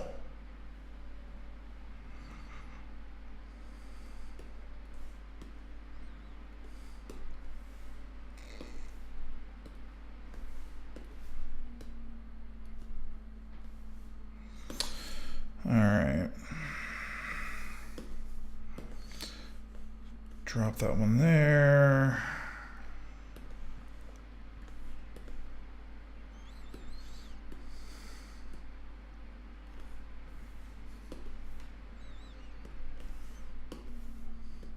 Okay, I think this is all working here. For those of you that are just joining the stream, I am taking all the comments that you have in the stream chat. I'm watching that pretty close, so hit me up if you have any questions on what I'm doing or where we've gone in this stream tonight. We fixed the damn echo issue with the mic, so that's tight. What else we got here? Drop this here. So what I'm doing right now is I'm creating a lower jaw that I wanted to add to the character, have it be posable. And normally what I do when I'm in ZBrush is I've got all this area up here where I just carve out a mouth basically. So I decided that I didn't want to do that this time. I decided that was driving me absolutely up the damn wall every time I've done it. And I was just going to carve out the roof of the mouth this time.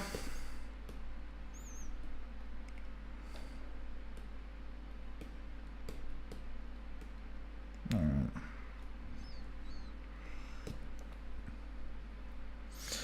So now that we've got that relatively good to go,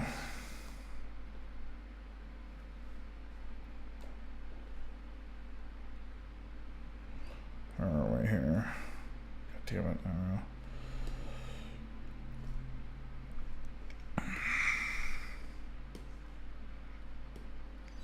Because some people would just sculpt it with the mouth, how they want. But I don't know how I want the mouth necessarily. I want it to be posable. The rest of the characters, and the distinction I'm making here is the rest of the characters is not going to be rigged. But I might rig the mouth a little bit.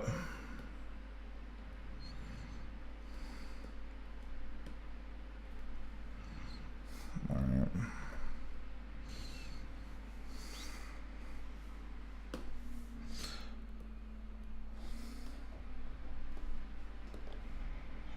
And this is going to be the floor of the mouth.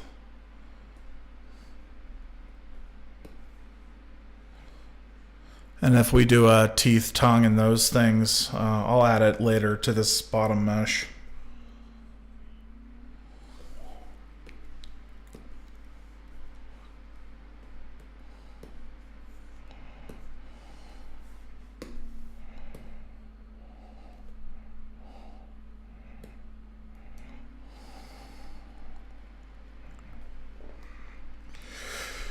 All right.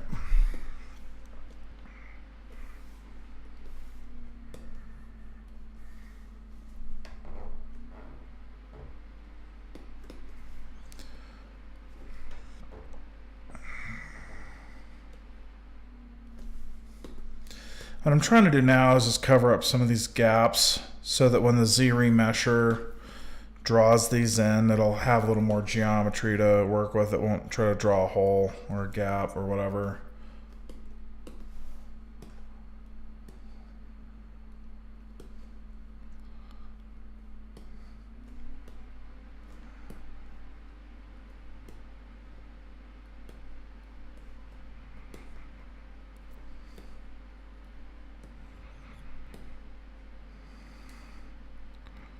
That's about right. I want that to be solid. There we go. All right, I think that's good enough for this. I'm gonna try to render that skin.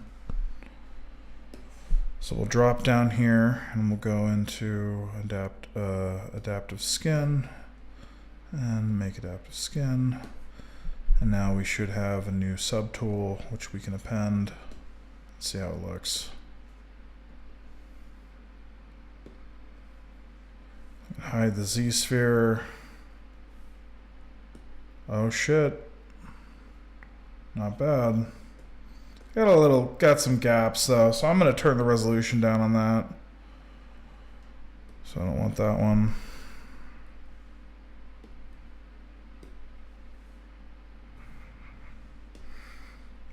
So back to adaptive skin here. Drop this to like something low, 64.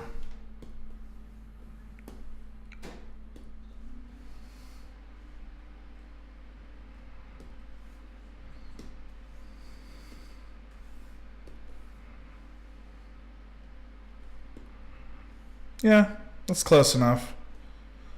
I mean, it's lumpy and weird, but we're going to remesh the whole thing and join it all together anyway. So this is fine. This is giving me the shape I need to work with for now.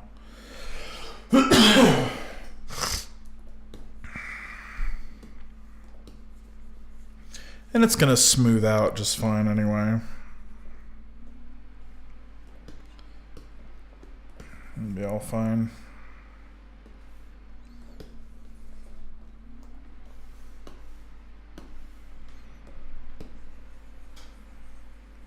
Get this in here, a little divot.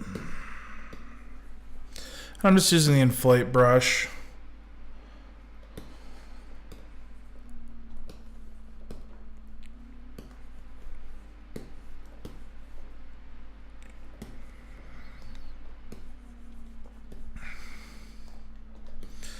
Trying to draw out some of these details. All right. There's the bottom of that.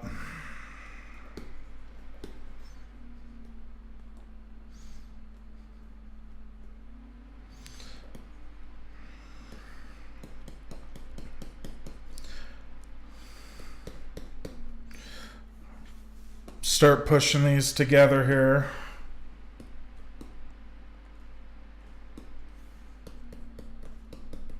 Yeah, hold on.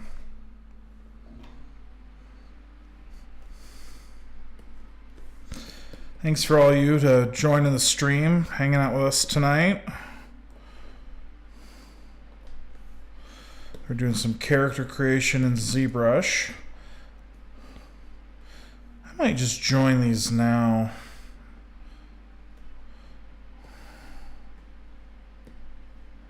Yeah, I think I will.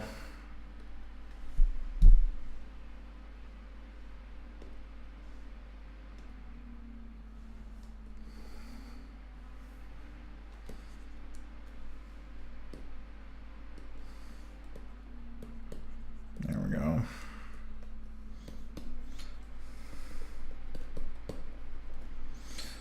And there's a severe distinction between the poly counts of those two meshes, but I'm not going to do a lot of focus on the lower jaw anyway. It's going to be mostly covered in fur when we go into Houdini, so shouldn't be a big deal.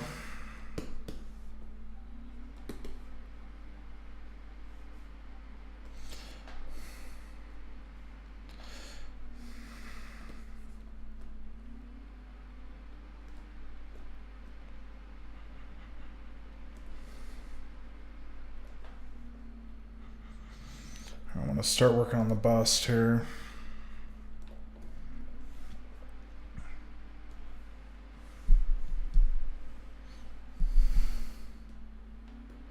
So we started here, we're kind of ending up here. This is still very, very roughed out.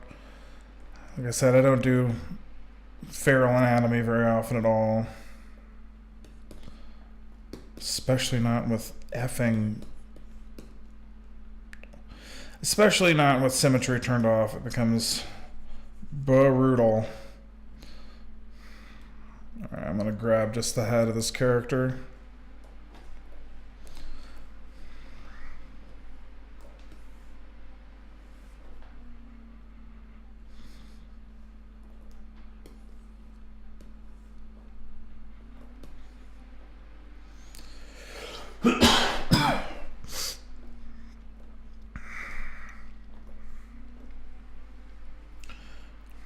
And now I can start fixing those muscle issues that we had before.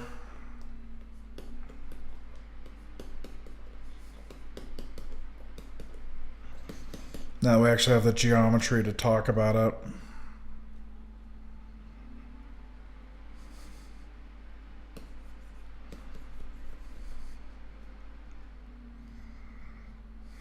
So there's that coronal ridge. We're going to have to connect those together.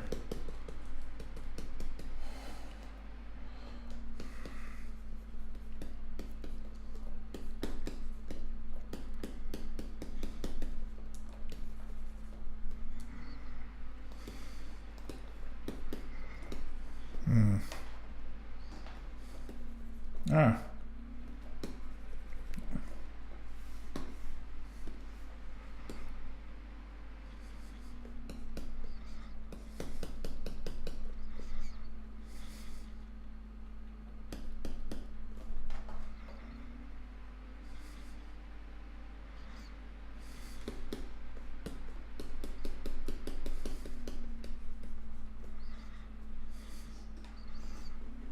We'll de-derp the face in a minute, I promise. I'm just trying to get the neck started.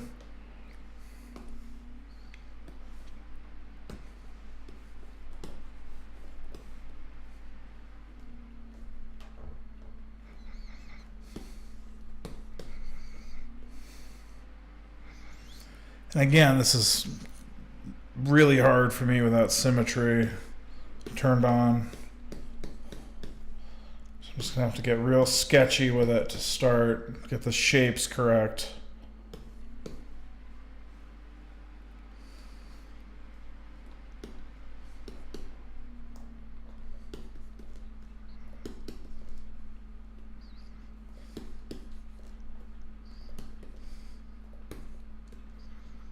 All right, I'm gonna drop some eyes in here as well as a subtool.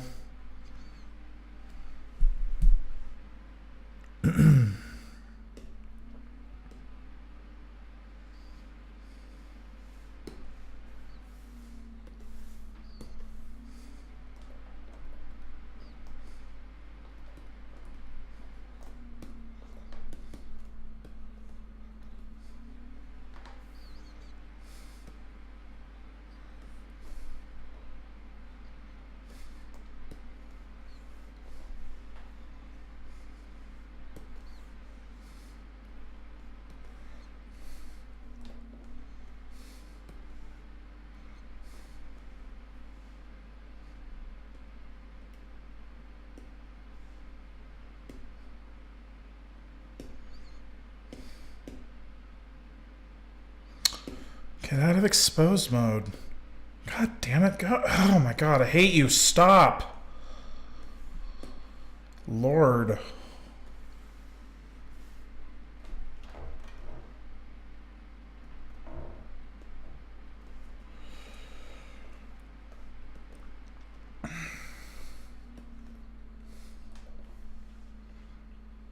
There we go.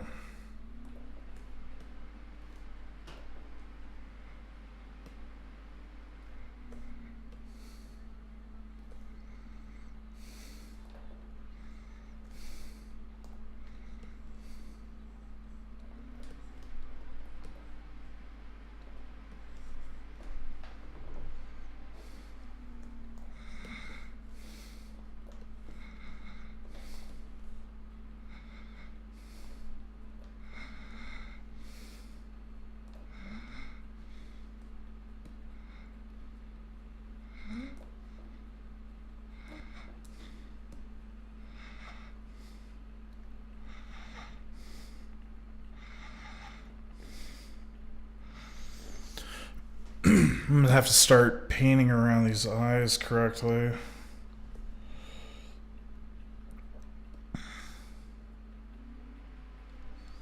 I think that's correct for where the gaze is, and I just formed the head around it correctly.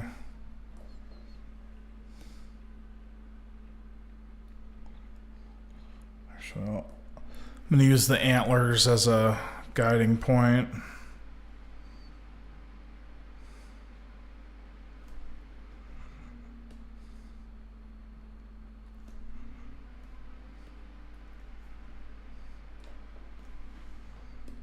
Okay, I think that'll work.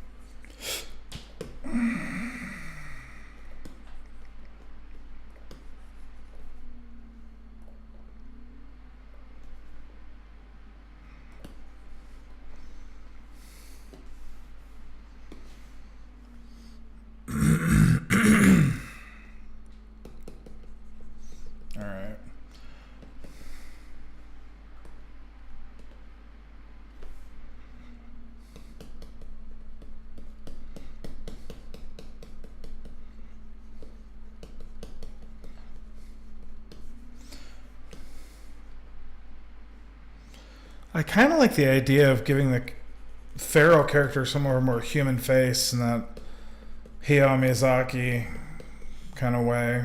The Godhead thing. I like that. I'm going to try that.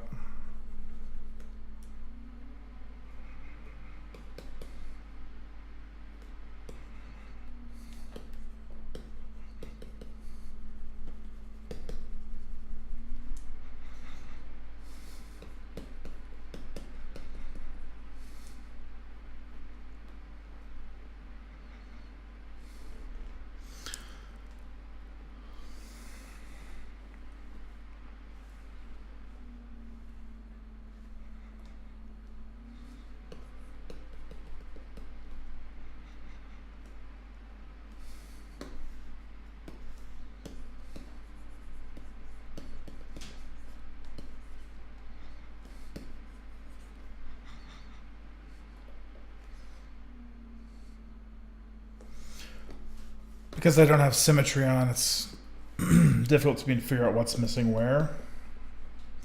So I've got to keep looking back and forth between these two sides. I'm going to create some very lopsided stuff. I mean, we might get some happy accidents here and there, but it's going to be a challenge.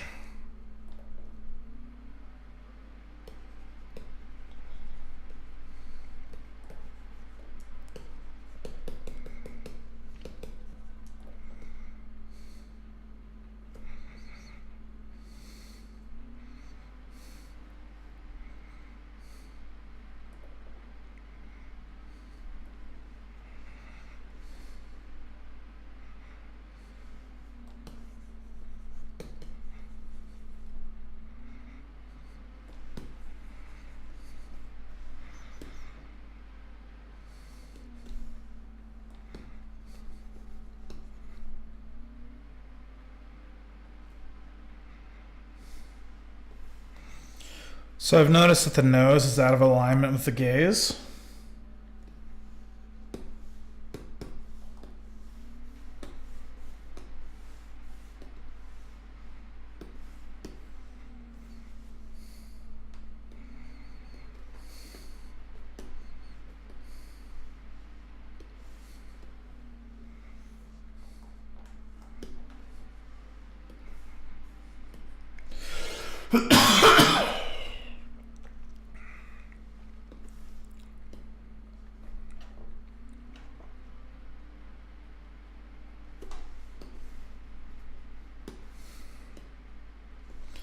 So I'm just going to try to move the nose into alignment. Just pulling a little sneaky. Pulling a sneak.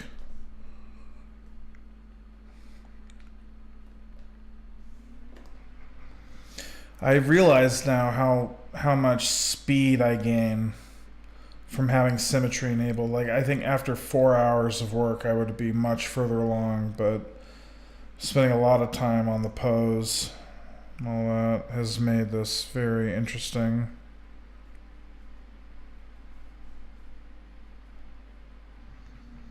There we go.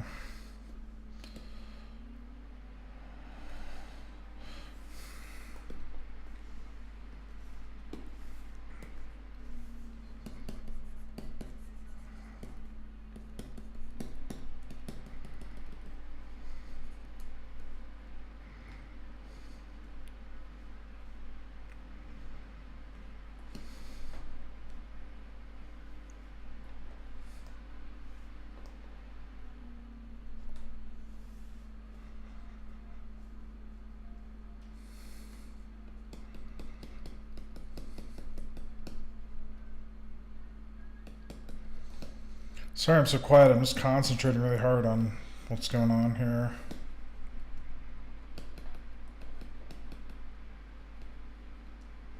Ah.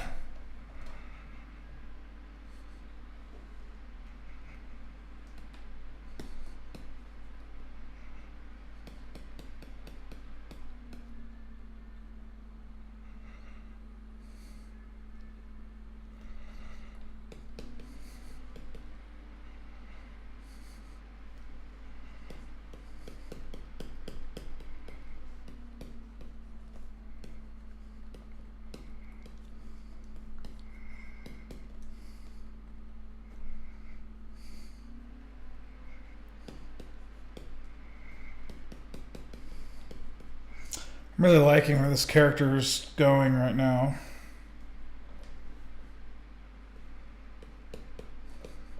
Though I'm going to need to add more geometry to the face again.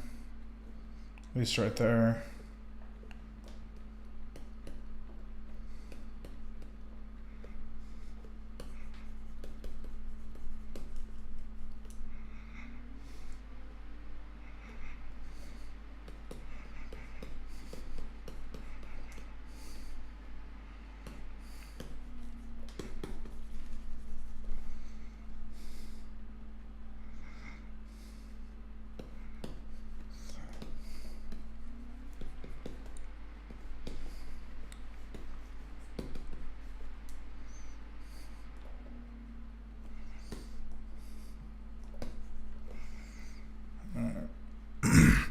One of the things I'm going to do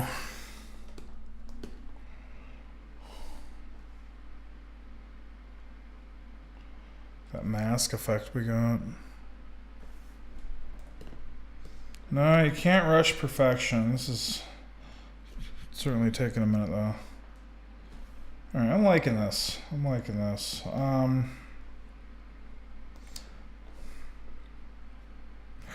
Kind of feel bad though. I think I'm about at my limit for streaming tonight. I think it's time to go to bed. What time is it? Watch is dead. Oh, it's 2 in the morning. Nice. Alright. I think I'm going to use my last 5 minutes here to kind of wrap up what we've done and walk everyone through what we've looked at. So, to do that,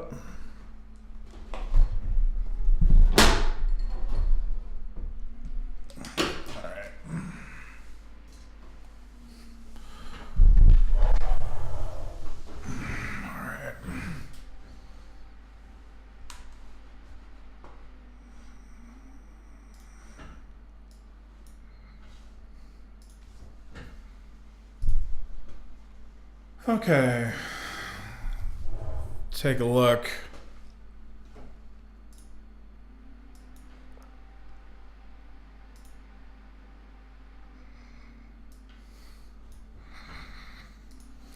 So we had our Zbrush and Photoshop. This is the places we played around today.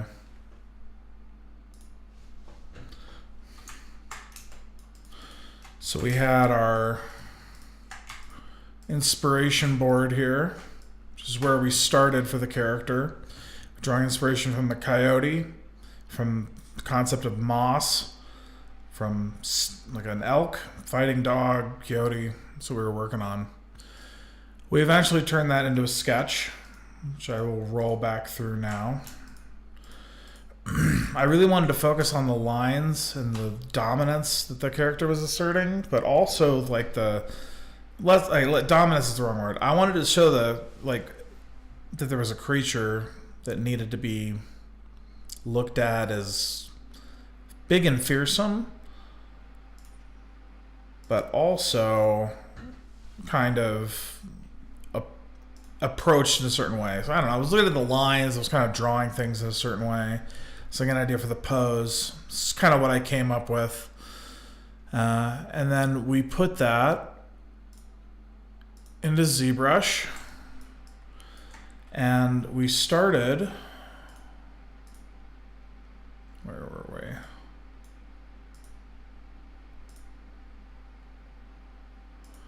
We started with this sculpt, this maquette here, which looked pretty good. I still like the pose on that one a little better. And we ended up here today. Not a lot of progress, but it was certainly a start. I launched Houdini. Get out of here, Houdini. So I'm starting to work from the Z-sphere sculpt now into the actual model, and I'm liking this. It's kind of got like a Trico vibe from that PS4 game. Yeah, that's cool. So this is kind of where we're at, and I think I'm gonna wrap the stream here tonight. But I hope you all enjoyed it, and